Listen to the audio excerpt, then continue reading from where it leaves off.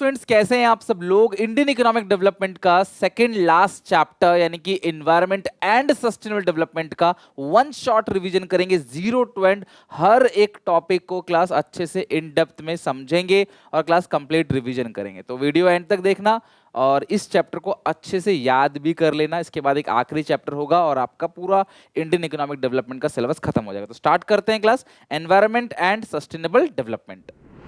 Environment basically है क्या? हमारा सराउंडिंग जहाँ पे हम लोग रहते हैं उसको बोलते हैं क्लास हमारा एनवायरनमेंट। और ये एनवायरनमेंट है तभी हम लोग जिंदा हैं। आपने सुना होगा चांद पे या फिर क्लास आप जाओगे मार्स पे, वहाँ इंसान जिंदा रह नहीं सकता, वहाँ पे एनवायरनमेंट है ही नहीं। इवन स्पेस में भी एनवायरनमेंट नहीं है, तभी लोग स्पेस सूट लगा के ऊपर जाते हैं। सो एनवायरनमेंट बेसिकली क्या है? Sum of all, environment is sum of all social, economical, biological, physical and chemical components which constitute the surrounding of a man।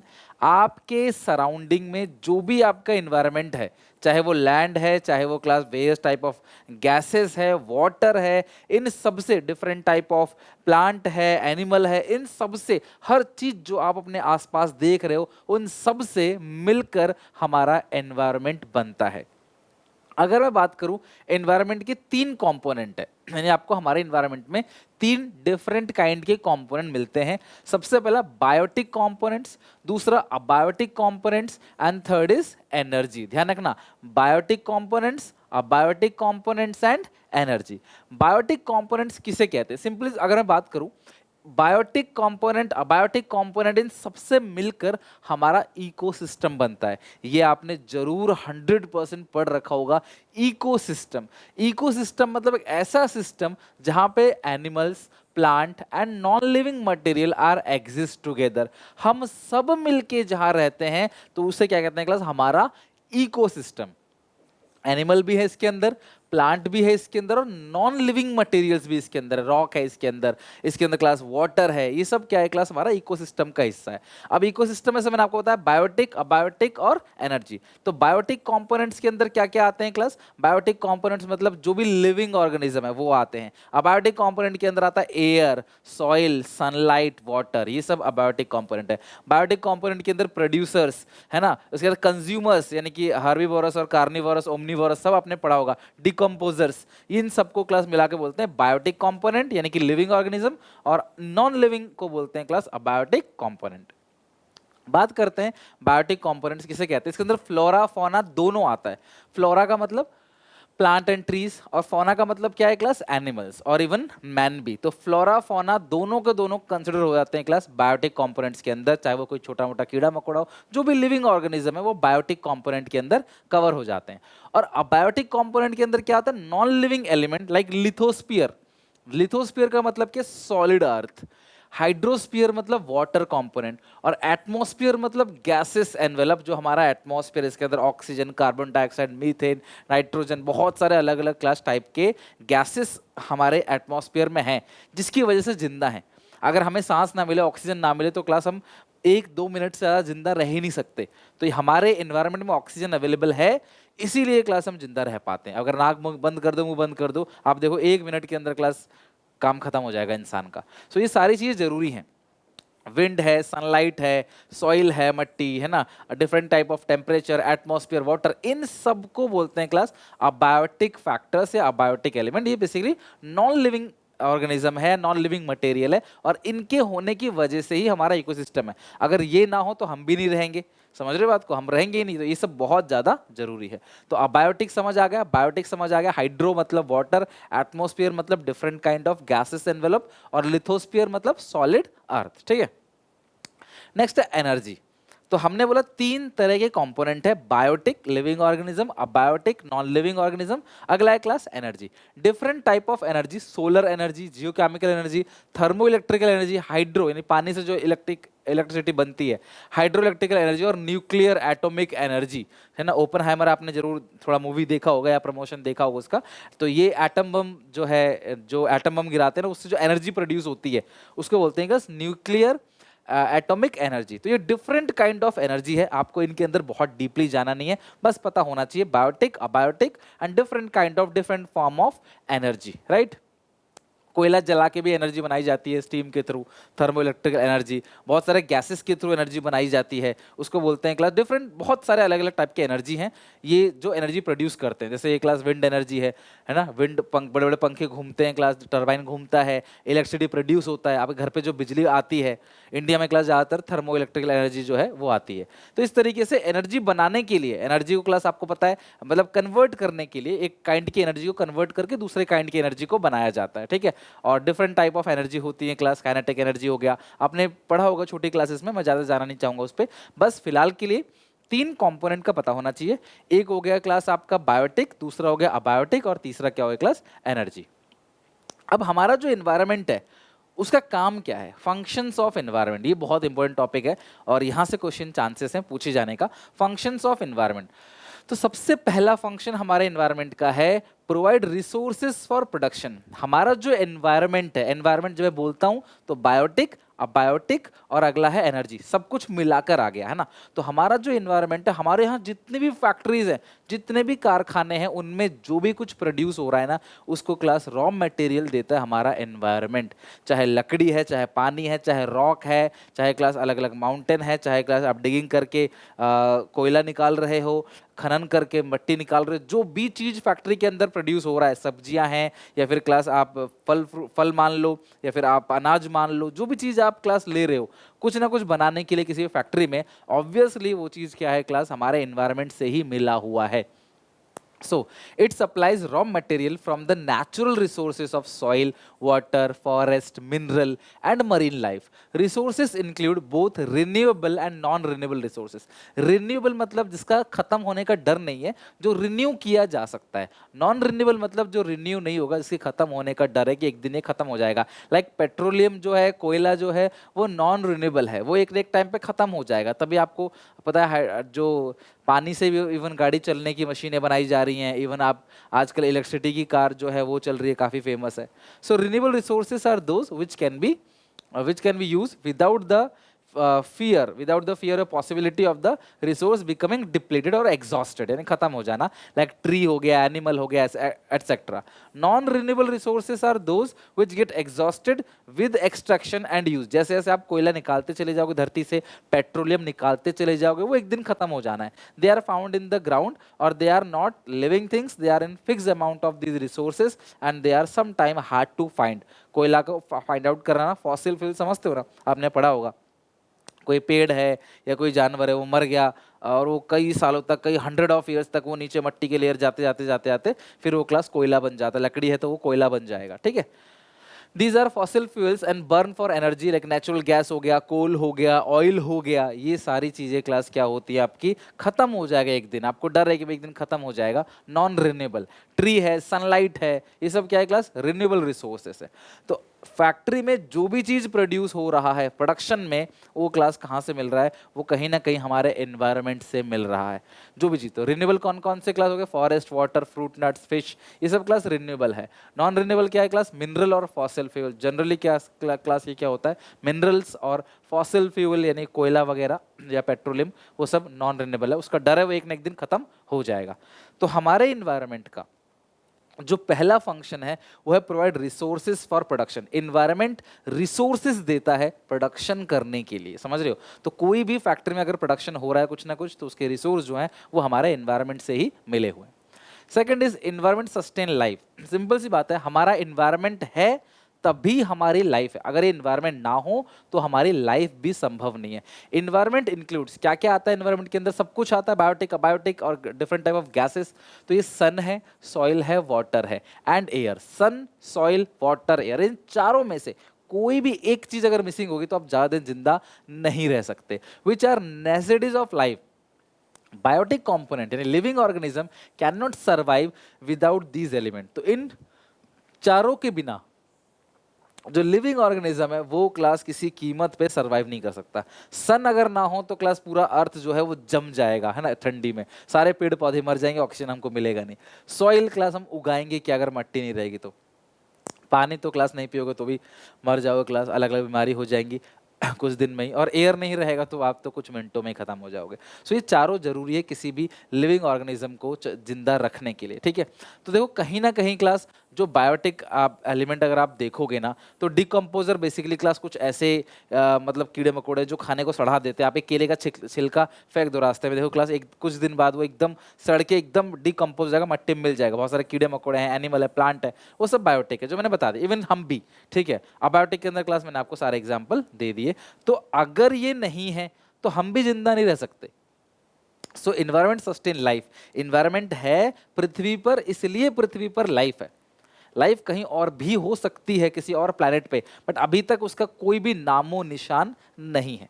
तो यहाँ पे सबसे बेस्ट है। लोग कहते हैं कि हम चांद पे जाना चाहते हैं, हम चांद पे घर बनाना चाहते हैं, मार्स में घर बनाना चाहते हैं। तो मैं ये समझता हूँ पर्सनली, अगर आप अपने पृथ्वी को अच्छा रखो, अगर हम अपने अर्थ का पॉल्यूशन ना करें, एटमॉस्फेयर को अच्छा रखें, तो अर्थ से बेहतर जगह कोई नहीं है जहाँ हर एक चीज़ अवेलेबल है। वो हम लोगों ने इसकी हवा, पानी, मट्टी हम लोगों ने खराब करी है, इंसानों ने खराब करी है। नहीं तो उससे पहले तो ये बहुत सुंदर है। आप पृथ्वी की इमेज देखना क्लास, सैटेलाइट इमेजेस कितनी सुंदर है, एकदम क्लास मतलब नीले कलर का, आसमानी कलर का, कितना प्यारा सा हमारा अर्थ है। बट हम इसको पॉल्यूट करते चले, मैं आप हम सब क्लास कहीं ना कहीं इस डिलेमा में हैं, कहीं ना कहीं इसको पॉल्यूट करते ही चले जा रहे हैं। और हम ही बाद में सोचते हैं कहीं और जाके हम लोग क्लास जो है बस्ती बसाएंगे। खैर, तो ये हो गया class environment sustain life, second function. Third, environment assimilates waste. Environment के अंदर खुद एक कैपेसिटी होती है जिससे वो वेस्ट को क्या करता है क्लास, एसिमुलेट कर लेता है। कहने का सिंपल सा मतलब है, आप जो भी कूड़ा करकट फैलाते हो, इन्वायरमेंट के अंदर क्लास पावर होती है क्लास उसको डिकम्पोज करने की, उस वेस्ट को सहने की। लेकिन अगर आपने हद से ज़्यादा वेस्ट कर दिया तो इन्वायरमेंट उसे सह नहीं पाएगा, और देन क्लास हमारा इस पृथ्वी पर रहना मुश्किल हो जाएगा। प्रोडक्शन एंड कंजप्शन एक्टिविटी, हमारी इकोनॉमी में प्रोडक्शन होता है, हमें बहुत सारी चीज़ें डे टू डे बेसिस पे चाहिए होती है। तो फैक्ट्रीज उसे प्रोडक्शन करती हैं, उसका प्रोडक्शन करती है, उत्पादन करती हैं, और प्रोडक्शन किया जाता है तो हम लोग उसको कंजप्शन करेंगे, और प्रोडक्शन और कंजप्शन के प्रोसेस में वेस्ट जनरेट होता है। ऑब्वियसली आप देखते होगे डेली बेसिस पे, अगर आप घर में आज कोई भी नहीं है, पापा मम्मी कोई भी नहीं है, तो आपका कूड़ा करकट थोड़ा सा कम इकट्ठा होगा। मेहमान लोग आ गए घर पे तो कूड़ा करकट ज़्यादा इकट्ठा होगा। आप डेली आपके घर से थोड़ा बहुत कूड़ा निकलता है, सोचो ऐसे कितना कूड़ा निकलता है पूरे वर्ल्ड से, और वो सारा का सारा कूड़ा जाता कहाँ है, कई सारी जगह क्लास। इन्वायरमेंट उसे खुद अब्जॉर्ब कर लेता है, इन्वायरमेंट खुद उसको एसिमुलेट कर लेता है, वो धरती में समा जाता है। आज आप एक आम का छिलका, केले का छिलका फेंक के देखो, वो बिल्कुल धरती में मट्टी में मिल जाएगा कुछ टाइम के बाद। तो ये इन्वायरमेंट की कैपेसिटी है। बट एक सिंगल यूज प्लास्टिक फेंक के देखो तो शायद वो एसिमुलेट नहीं होगा, जिसकी वजह से सरकार क्या कर रही है क्लास, उसको बैन कर रही है, उसको बंद कर रही है, प्लास्टिक को, सिंगल यूज प्लास्टिक को। सो प्रोडक्शन कंजप्शन होगा, उससे गार्बेज इकट्ठा होगा, और क्लास वो इन्वायरमेंट की एक कैपेसिटी है जिसकी वजह से क्लास इन्वायरमेंट उस गार्बेज को डिकम्पोज कर लेता है, एसिमुलेट कर लेता है, खुद में समा देता है। This is called environment assimilate waste. 3 point. सबसे पहला, एनवायरमेंट रिसोर्सेज देता है प्रोडक्शन करने के लिए। दूसरा क्लास, एनवायरमेंट सस्टेन लाइफ। अगला है class, environment assimilate waste. Then environment enhance the quality of life. Fourth point, environment है जिसकी वजह से क्लास हम क्वालिटी ऑफ लाइफ देख पाते हैं। हम लोग बहुत सारी चीज़ें वो क्लास अपने वर्ल्ड में देखते हैं, क्लास झरने हो, बीचेस हो, माउंटेन्स हो, क्लास रेगिस्तान हो, डेजर्ट हो, ठीक है, और बहुत सारी ब्यूटी ऑफ नेचर पूरे वर्ल्ड में हम लोगों को देखने को मिलता है। ये सब क्लास एनवायरनमेंट की वजह से है। स्नोफॉल देखते हैं, इन्वायरमेंट ग्लेशियर्स देखते हैं। Environment include land, forest, ocean, mountains and desert. People enjoy the beauty of these elements, such element help and improving the quality of life. As we already studied that environment provide resources for production and it also assimilate the waste. This capacity of environment is known as carrying capacity. ध्यान समझना class, environment क्या करता है class, एक limit तक waste को समा सकता है। सीधी सीधी बात है क्लास, अगर 10 किलो के कंटेनर में मैं 12 किलो डाल दूं तो 2 किलो बाहर निकल के आ जाएगा, बिकॉज की कैपेसिटी, कैरिंग कैपेसिटी, उसकी जो कैपेसिटी है कैरी करने की, वो क्लास 5 लीटर, आप 2 लीटर फालतू डाल दो तो वो बाहर निकल के आ जाएगा। उसको कैरिंग कैपेसिटी बोलते हैं। Due to this carrying capacity environment sustain life and it has also enhanced the quality of life. We must ensure that exploitation of resources, आप resources का जो exploitation कर रहे हो does not exceed the regeneration of the resources, and generation of waste does not exceed the absorption capacity of environment. environment की दो capacity होती है, absorption capacity या absorptive capacity, और दूसरी है क्लास carrying capacity। इसकी बात हम आगे करेंगे। आगे लिखा है क्लास, अगर आपने ऐसा नहीं किया, यानी जो resources का wastage किया वो बहुत ज़्यादा किया, जनरेशन कम हुआ, पेड़ इतने ज़्यादा काट दिए कि नए पेड़ पनप ही नहीं पाए, नए पेड़ उग ही नहीं पाए, तो क्या होगा क्लास, इन्वायरमेंट जो है वो खत्म हो जाएगा और हमारा रहना मुश्किल हो जाएगा और उससे क्लास पॉल्यूशन होगा। When this is not so, the environment fail to perform the rest function. अगर आपने रिसोर्सेज का वेस्टेज किया ज़्यादा और रिसोर्सेज का रीजनरेशन कम हुआ, उसको बोलते हैं एब्जॉर्प्टिव कैपेसिटी। और अगर आपने एब्जॉर्प्टिव कैपेसिटी के अंदर क्लास रिसोर्सेज का वेस्टेज नहीं किया तो इन्वायरमेंट अपने सारे फंक्शन परफॉर्म करना बंद कर देगा, रिसोर्सेज देना बंद कर देगा, सस्टेन लाइफ वो भी खत्म हो जाएगी, हम लोग कोई नहीं रहेगा इस दुनिया में। This is the situation today all over the world. आज यही सिचुएशन है, पॉपुलेशन का इतनी तेजी से बढ़ना, excessive use of natural resources. Population बढ़ेगी तो रिसोर्सेज का सबसे ज़्यादा इस्तेमाल किया जाएगा, जानवरों को मारा जाएगा, जंगलों को काटा जाएगा इंसानों के रहने के लिए, और फिर क्या होता है क्लास, कई सारी प्रजातियां विलुप्त हो जाती हैं, पॉल्यूशन होता है, नई नई बीमारी पनपती हैं, और क्लास फाइनली इसी तरीके से क्लास इंसानों का भी एक दिन अंत हो जाएगा। Huge stress on the earth. धरती के ऊपर ना बहुत बोझ है, और जिस दिन धरती शिद्दत से हिल देगी ना क्लास, भूकंप, आप थोड़ा सा भूकंप आता है, पता क्या होता है, ढंग से धरती हिल देगी, सुनामी, भूकंप आएगा क्लास, सब खत्म हो जाएगा। Excessive waste of generation and pollution. हम लोगों के यहाँ यही हो रहा है पूरे क्लास वर्ल्ड में, पॉपुलेशन तेजी से बढ़ रही है जिसकी वजह से वेस्ट जनरेट हो रहा है, और वेस्ट इतना जनरेट हो रहा है कि भाई इन्वायरमेंट उसको दोबारा नहीं बना पा रहा, उसको समा नहीं पा रहा वेस्ट को, फिर कूड़ा करकट और डाल दे रहे हो। This result environmental crisis. तो ये 4 पॉइंट ध्यान रखना एक एक करके। सबसे पहला, प्रोवाइड रिसोर्स फॉर प्रोडक्शन, चारों को चारों कमेंट सेक्शन में लिखो आपको याद है कि नहीं। Environment sustain life, environment assimilate waste, और environment enhance the quality of life. Quality of life के लिए मैं आपको दिखाता हूँ, लोग क्लास छुट्टियां बिताने जाते हैं, माइंड फ्रेश करने जाते हैं, ये क्वालिटी ऑफ लाइफ देखने के लिए जाते हैं। इस तरीके से क्लास हमारे पृथ्वी पर ग्लेशियर्स हैं, माउंटेन्स हैं, अलग अलग क्लास रिवर्स हैं, फॉरेस्ट हैं, जो क्वालिटी ऑफ लाइफ है क्लास, ये सारी चीज़ें क्लास आपको हमारे, देखो ये बर्फ से क्लास ये ट्रेन जा रही है, देखो इस कितना सुंदर नज़ारा है, स्नोफॉल है, माउंटेन है, ग्लेशियर्स है, ओशियन है, अलग अलग तरीके से बीचेस हैं, है ना, ये सब देखो ब्यूटी ऑफ नेचर, ये नेचर की ब्यूटी है, राइट। हाँ, तो मैंने आपसे कहा था 2 कॉन्सेप्ट का जानना बहुत जरूरी है, अब्जॉर्प्शन या अब्जॉर्प्टिव कैपेसिटी और कैरिंग कैपेसिटी। अब्जॉर्प्टिव कैपेसिटी का मतलब क्या, अगर आप एक पेड़ काटते हो तो इन्वायरमेंट के अंदर खुद की भी एक कैपेसिटी है जिससे क्लास वो एक नया पेड़ जो है यहाँ से बन जाएगा। अगर आपने इसको भी काट दिया फिर यहाँ बन रहा है, आपने इसको भी काट दिया, देन ये पेड़ हमेशा के लिए जड़ से खत्म, इसकी तो मतलब समझ लो कि पूरा पीढ़ी ही खत्म हो गई। तो यही चीज है अब्जॉर्प्शन कैपेसिटी का मतलब क्या है, रिसोर्स को जो आप डिग्रेड कर रहे हो, वेस्ट कर रहे हो, वो हमेशा उसकी जो एब्जॉर्प्टिव कैपेसिटी है उससे कम होना चाहिए। उससे ज्यादा वेस्ट कर दोगे तो क्लास क्या हो जाएगा, इन्वायरमेंट अपने रेस्ट फंक्शन को परफॉर्म करना बंद कर देगा। अब्जॉर्प्शन कैपेसिटी है क्या, absorption capacity means the ability of the environment. Environment के अंदर खुद एबिलिटी, जैसे हमारी बॉडी के अंदर क्या होता है, आपको हल्की सी खरोच लग जाए, हल्की सी चोट लग जाए, आप कोई दवाई मत लगाओ, कुछ मत लगाओ, देखना क्लास 2 दिन के अंदर आपका घाव अपना आप भर जाएगा, आप ठीक हो जाओगे। तो ये आपकी बॉडी की कैपेसिटी है कि फिर आपको कोई बीमार है, आप कोई दवाई नहीं भी लोगे तो भी आप ठीक हो जाओगे।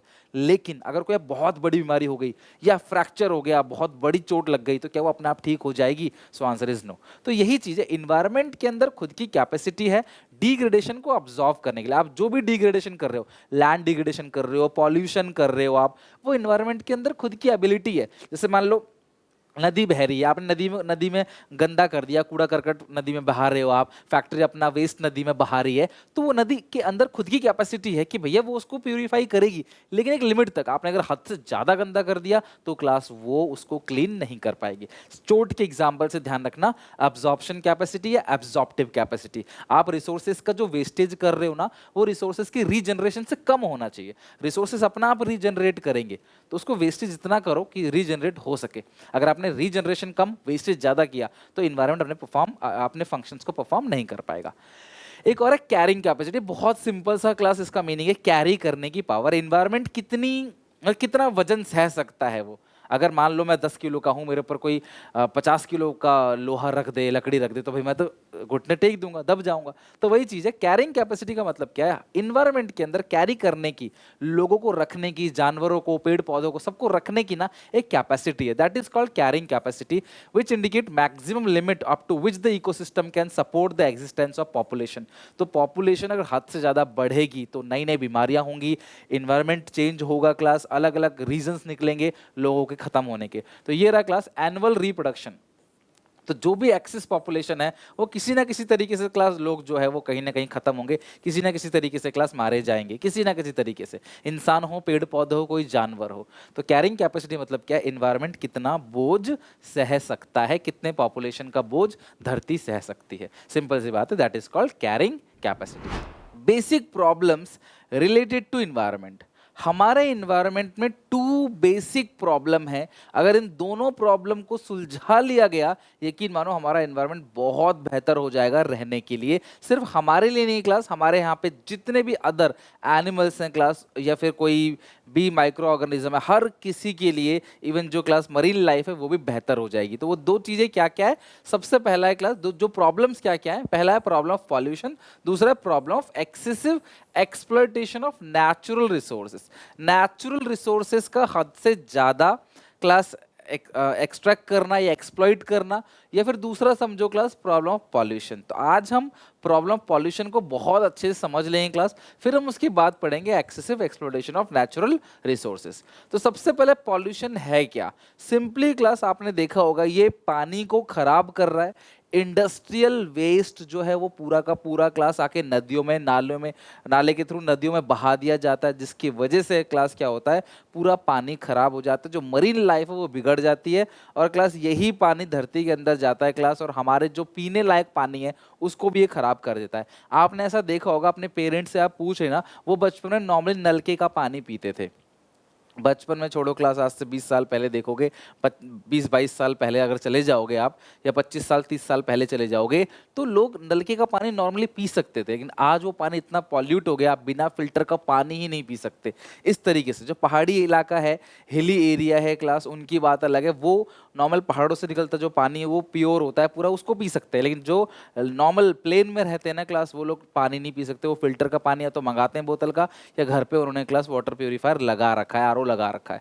सो पॉल्यूशन सिर्फ वाटर पॉल्यूशन नहीं है क्लास, एयर पॉल्यूशन भी होता है क्लास। फैक्ट्री की चिमनी से निकलता हुआ पूरा का पूरा धुआं क्लास, जो इन्वायरमेंट को खराब करता है, काले बादल लेके आता है।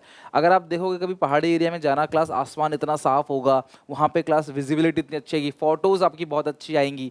लेकिन क्लास जब आप यहीं पे प्लेन एरिया में आ जाओगे, स्पेशली इन दिल्ली जाके देखोगे, मुंबई जाके देखोगे, इतना पॉल्यूशन है कि आपको विजिबिलिटी ही कम है, आप दूर तक देख ही नहीं पा रहे, बिकॉज छोटे छोटे पार्टिकल्स एयर में फैले हुए हैं जो क्लास आपकी विजिबिलिटी को कम कर देते हैं।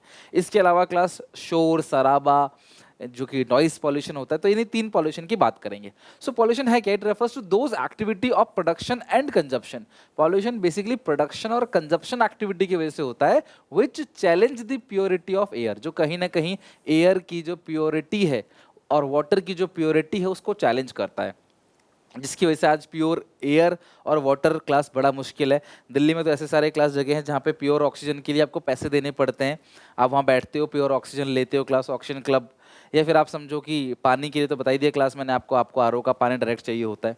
सो pollution can be in form of air pollution, water pollution, noise pollution. तो एक करके इन्हीं की बात करते हैं आज, एयर पॉल्यूशन की, वाटर पॉल्यूशन की और नॉइस पॉल्यूशन की। सबसे पहले air pollution. Basically air pollution का मतलब है mixture of solid particles and gases in the air. हमारे एयर में बहुत छोटे छोटे, आपके मतलब इतने छोटे आपके बाल के भी कई हिस्से में छोटे छोटे पार्टिकल्स एयर में रहते हैं, जो क्लास आंखों में जलन करते हैं, या फिर आप देखोगे क्लास दूर दूर तक नहीं दिखते, धुंध सा छा जाता है। बेसिकली दिवाली के बाद जो स्मॉग होता है ना, आप देखना दूर दूर तक नहीं देख पाओगे, आंखों में जलन होगी, आपको दिखेगा नहीं सही से, वो एयर पॉल्यूशन है। तो एयर पॉल्यूशन होता है किस किस की वजह से? सबसे पहले emission of gases by the motor vehicle, गाड़ियों से जो क्लास धुआं निकलता है साइलेंसर के थ्रू, उसकी वजह से जितनी गाड़ियां बढ़ती चली जाएंगी उतना क्लास आपको एयर पॉल्यूशन देखने को मिलेगा, स्पेशली इन अर्बन एरिया, वहाँ ज़्यादा गाड़ियां होती हैं। Smoke emitted by the industry, जितने भी इंडस्ट्री हैं, कारखाने जो बेसिकली कोयले को क्लास एनर्जी की तरह यूज़ करते हैं। Manufacturing industry can be found at every corner of earth, they release large amount of carbon dioxide, बहुत ज़्यादा CO2 रिलीज करते हैं, hydrocarbons and chemical into the air, this reduce the quality of air. इसकी वजह से भी class air की quality कम हो जाती है। तो फैक्ट्री से, चिमनी से निकलता हुआ धुआं, गाड़ियों से निकलता हुआ धुआं, ये सब एयर पॉल्यूशन के कारण बनते हैं। Agriculture activity like insecticide, pesticide और फर्टिलाइजर, जितना छिड़काव करेंगे इंसेक्टिसाइड, पेस्टिसाइड, फर्टिलाइजर, उतना ही पॉल्यूशन होगा। इसीलिए ऑर्गेनिक फार्मिंग को अडॉप्ट किया जाना चाहिए। दे emit harmful chemical into the air and cause also water pollution. Class, क्योंकि वो छिड़काव करते हैं पौधों में, फिर उन पौधों को धोते हैं पानी में, तो क्लास या मट्टी के थ्रू भी वो फिसल के पानी में, नदी में चला जाता है। इसकी वजह से क्लास आपका वाटर पॉल्यूशन भी होता है। Air pollution also cause by the process of mining. खनन की जाती है, डिगिंग किया जाता है। खनन, रेत माफिया जो खनन करते हैं, फिर आप नीचे ट्यूबवेल डालने के लिए भी कोई खनन कर रहे हो, या फिर क्लास किसी भी तरीके का आप गड्ढा खोद रहे हो ना, उससे भी क्या होता है क्लास, कभी यार बहुत सारे मिनरल्स, कोल नीचे धरती पे होते हैं, उनको निकालते हैं क्लास, गड्ढा खोदते हैं। या फिर आपने पहाड़ों पे देखा होगा, पहाड़ों की कटिंग करते हैं क्लास, पत्थर निकालने के लिए, ग्रेनाइट निकालने के लिए। उसकी वजह से भी क्लास बहुत धूल उड़ती है क्लास। और इवन उत्तराखंड में आप देख भी रहे हो क्लास की इतना ज़्यादा पहाड़ काटे जा रहे हैं, जिसकी वजह से उत्तराखंड में आए दिन क्लास फ्लड भी आते रहते हैं, बाढ़ आती रहती है, और ये पहाड़ खिसक के गिरते हैं क्लास, बहुत बुरी हालात हो जाते हैं। तो अगर आप इन्वायरमेंट के साथ छेड़खानी करोगे तो फिर क्लास वहाँ रहना मुश्किल हो जाएगा। Where in mineral below the earth are extracted using large equipments during the process, dust and chemical are release. तो उसमें जब गड्ढा करते हैं ना, छेद करते हैं, ड्रिल करते हैं बड़ी बड़ी मशीन से, तो क्लास क्या होता है, धुआं उड़ता है, धूल उड़ती है क्लास, उससे भी पॉल्यूशन होता है। तो ये सारे कॉजेज हैं क्लास पॉल्यूशन के। इवन क्लास इंडोर घर की जो चीज़ें होती हैं क्लास, क्लीनिंग सब्सटेंस हो गया, फिर जो घर पे पेंट करवाते हैं, तो आपने देखा होगा अजीब सी स्मेल आती है जब पेंटिंग होती है, तो उससे भी क्लास कहीं ना कहीं एयर पॉल्यूशन होता है। Indoor air pollution like house cleaning product, painting supplies emit a toxic chemical into the air and cause air pollution. Have you ever noticed that once you paint wall of your house, it creates some sort of smell which makes it difficult for you to breathe, जहाँ पे class सांस लेना मुश्किल हो जाता है। और air pollution से काफ़ी सारी बीमारियाँ होती हैं, जैसे क्लास हाइपरटेंशन हो गया, अस्थमा की बीमारी हो गया, हार्ट डिजीज हो गया, स्ट्रोक हो गया, क्लास निमोनिया है, इवन कैंसर जैसी बीमारी भी एयर पॉल्यूशन से देखने को मिलता है। तो ये है क्लास पूरा का पूरा ऑल अबाउट एयर पॉल्यूशन। अब अगर हम बात करें कि एयर पॉल्यूशन को कैसे रोका जा सकता है, किस तरीके से हम लोग एयर पॉल्यूशन को रोक सकते हैं। And air pollution causes health problems and cause damage to the property and environment. हमारे एनवायरनमेंट को डैमेज कर रहा है, साथ में हमें भी डैमेज कर रहा है। इट रिजल्टेड ओजोन डिप्लीशन, इससे ओजोन लेयर भी डिप्लीट होती है, हम पढ़ेंगे कैसे आगे चल के, which is leading to the climate change. Air pollution की वजह से क्लाइमेट चेंज भी होता है, ओजोन डिप्लीशन भी होता है, हमारे एनवायरनमेंट को, हमको सबको नुकसान होता है। So there is a serious need to take steps to control it. अब इसे कंट्रोल करेंगे कैसे, एयर पॉल्यूशन को कैसे कंट्रोल किया जाएगा? सबसे पहला, encourage people to use more and more public mode of transportation. हमें ज़्यादा से ज़्यादा सब अपनी अपनी गाड़ी लेके ना जाएं, एक जगह पे जा रहे हैं, एक ही जगह से जा रहे हैं, तो सब एक साथ अगर जाएंगे, या पब्लिक ट्रांसपोर्टेशन, बस, टैक्सी, रिक्शा, ई रिक्शा, इनका यूज़ करेंगे, तो कहीं ना कहीं क्लास पॉल्यूशन कम होगा। लेकिन अब सरकार को भी जो सड़कें हैं या जो पब्लिक ट्रांसपोर्टेशन सिस्टम है उसको बेहतर बनाना चाहिए, टाइम पे बस आए, बस में ओवरलोडिंग ना हो। अगर ये सिस्टम अच्छा होगा, जो अलग अलग कंट्री हैं डेवलप नेशन, उनमें इसी तरीके से सरकार ने क्या कर रखा है, अपने पब्लिक ट्रांसपोर्टेशन सिस्टम को बहुत बेहतर बना रखा है, तो लोग अपनी गाड़ी लेके नहीं जाते। अगर ट्रांसपोर्टेशन सिस्टम अच्छा होगा, टाइम पे बस आएगी, बस में ज़्यादा भीड़ नहीं होगी, सिक्योरिटी इशू नहीं होंगे, बस टाइम पे पहुंचाएगी, जाम जोड़क का ज़्यादा नहीं होगा, प्रॉपर रास्ता बना होगा उनके लिए, तो लोग क्यों नहीं यूज़ करेंगे? आज लोग क्यों नहीं यूज़ करते? बहुत सारी प्रॉब्लम्स है उसके पीछे, इसीलिए। बट अगर उसको डेवलप किया जाए, ट्रांसपोर्टेशन सिस्टम को बेहतर बनाया जाए, हम लोगों को भी क्लास बार बार एक जगह पे जाने के लिए, अगर 4 लोग जा रहे हैं तो 4 अलग अलग गाड़ी ना लेके एक साथ अगर जाएं, तो पैसा भी बचेगा, साथ में पॉल्यूशन भी कम होगा। If you and your colleague comes from the same locality, you have same timing, you can explore this option to save energy, और दूसरी बात मनी भी।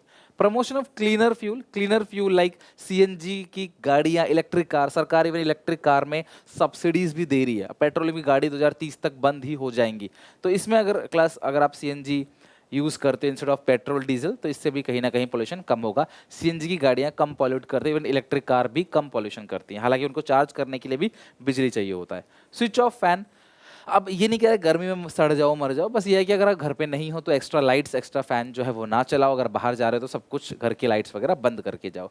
Use of clean energy technology like solar energy का use करो। घर के ऊपर आप सोलर पैनल लगा सकते हो, जो शॉर्ट टर्म में भले ही बहुत खर्चा लगता है, लेकिन लॉन्ग टर्म तक आते आते आपका बिजली का बिल लगभग फ्री हो जाएगा। तो सोलर पैनल लगा के भी कहीं ना कहीं आप पैसा और जो मतलब कि पॉल्यूशन है उसको भी रोक सकते हो। यूज क्यों, देखो क्योंकि जो तुम्हारे घर पे बिजली आती है ना उसको बनाने के लिए कोयले को जलाया जाता है ना, कोयले से क्लास जलाया जाता है और प्लांट को एनर्जी दी जाती है उसके अंदर, फिर जाके टरबाइन घुमाया जाता है, तब जाके आपके यहाँ बिजली बनती है। तो बिजली बनती है तो कोयला जलाया जाता है, आप जितना ज़्यादा बिजली का कंजप्शन करोगे उतना कोयला जलेगा और उतना ही क्लास कार्बन डाइऑक्साइड रिलीज होगा और एयर पॉल्यूशन होगा। तो अगर आप बिजली कम यूज़ करते हो, मतलब यूज़ करो लेकिन वेस्टेज अगर नहीं करते, तो कहीं ना कहीं क्लास एयर पॉल्यूशन को रोकने में मददगार होगा। अब आप सोचोगे मेरे करने से ही क्या हो जाएगा, अगर क्लास देश में पूरे वर्ल्ड में 800 करोड़ लोगों की आबादी लगभग, अगर 800 करोड़ लोग यही सोचने लगे मेरे करने से क्या हो जाएगा, तो फिर कुछ नहीं हो पाएगा। Use cleaner fuel such as LPG in household to reduce indoor air pollution. घर के अंदर भी ना, आपको पता है एयर प्यूरीफायर भी आजकल बिकने लगे हैं बहुत ज़्यादा। आप सर्च करना गूगल पे, हॉस्पिटलों में लगे रहते हैं अलग अलग जगह एयर प्यूरीफायर, कि आपका एयर जो है वो ख़राब हो रहा है और एक दिन वो दूर नहीं जब हर घर में एयर प्यूरीफायर होगा, जैसे वाटर प्यूरीफायर है। ठीक है, तो एयर जो है वो कहीं ना कहीं पॉल्यूट घर में होता है जब आप चूल्हे से खाना पकाते हो, तब तो एलपीजी, एलपीजी को रेकमेंड करना चाहिए। आप देखो एलपीजी गैस सिलेंडर आप घर में जलता है तो उसमें पॉल्यूशन कम होता है, लेकिन चूल्हे से खाना जला, लकड़ियाँ जला रहे हो आप, कावडंग जला रहे हो, तो कहीं धूल उड़ती है, आंखों में दिक्कत होती है जो खाना पका रहा है, और वैसे पॉल्यूशन भी होता है। तो ये रेकमेंड किया जाता है सारे के सारे पॉइंट्स एयर पॉल्यूशन को रिड्यूस करने के लिए। Another is water pollution. आप देख रहे हो किस तरीके से सारा कूड़ा करकट गंदा सब कुछ पानी में बहा देते हैं। पानी में भी बहुत जीव जंतु रहते हैं क्लास, ठीक है, ये पानी घूम फिर के हम ही को पीने को मिलता है। तो ये पानी पूरा का पूरा क्लास पॉल्यूट हम लोग कर रहे हैं, उससे क्लास नियर फ्यूचर हमें ही प्रॉब्लम होगी। आज नॉर्मल पानी आप पी नहीं सकते, आपको पैसे खर्च करने पड़ते हैं पानी पीने के लिए। सोचो क्या है, अब कल को हवा लेने, सांस लेने के लिए भी आपको पैसा खर्च करना पड़ेगा अगर इसी तरीके से चलता रहा तो।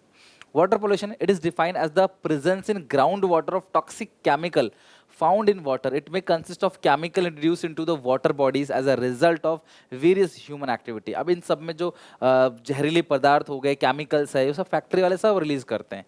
हमारा कूड़ा करकट भी सब इन्हीं नदियों में जाता है क्लास, इन्हीं में मछलियाँ रहती हैं, वो खा के बीमार पड़ती हैं क्लास, उनका रहना मुश्किल हो जाता है पानी में। और जो भी क्लास इवन हम लोगों को भी कहीं ना कहीं पानी की वजह से, आज हमने अपना पानी हवा खुद खराब किया है, उसकी वजह से क्लास में बहुत सारी बीमारियां भी होती हैं। वाटर पॉल्यूशन की वजह से डायरिया जैसी बीमारी होती है।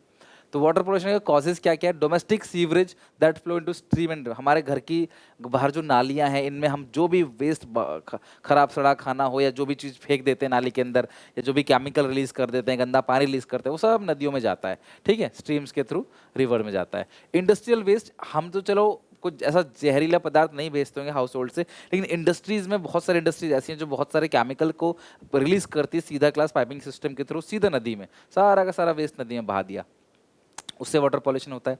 Insecticide, pesticide flow into the reverse and stream, जो भी इंसेक्टिसाइड और पेस्टिसाइड्स है वो भी क्लास कहीं ना कहीं अब खेतों से पानी में चला जाता है, जिसकी वजह से वाटर पॉल्यूशन होता है। और फार्मर ऑफन वॉश वेजिटेबल, जो भी वेजिटेबल्स होते हैं उनको क्लास ये लोग धोते हैं अनट्रीटेड सीवरेज में, और water into the lead of flow chemical into water, वो मतलब जिस सब्जी में पहले केमिकल का छिड़काव किया फिर उस सब्जी को पानी में जाके धो दिया।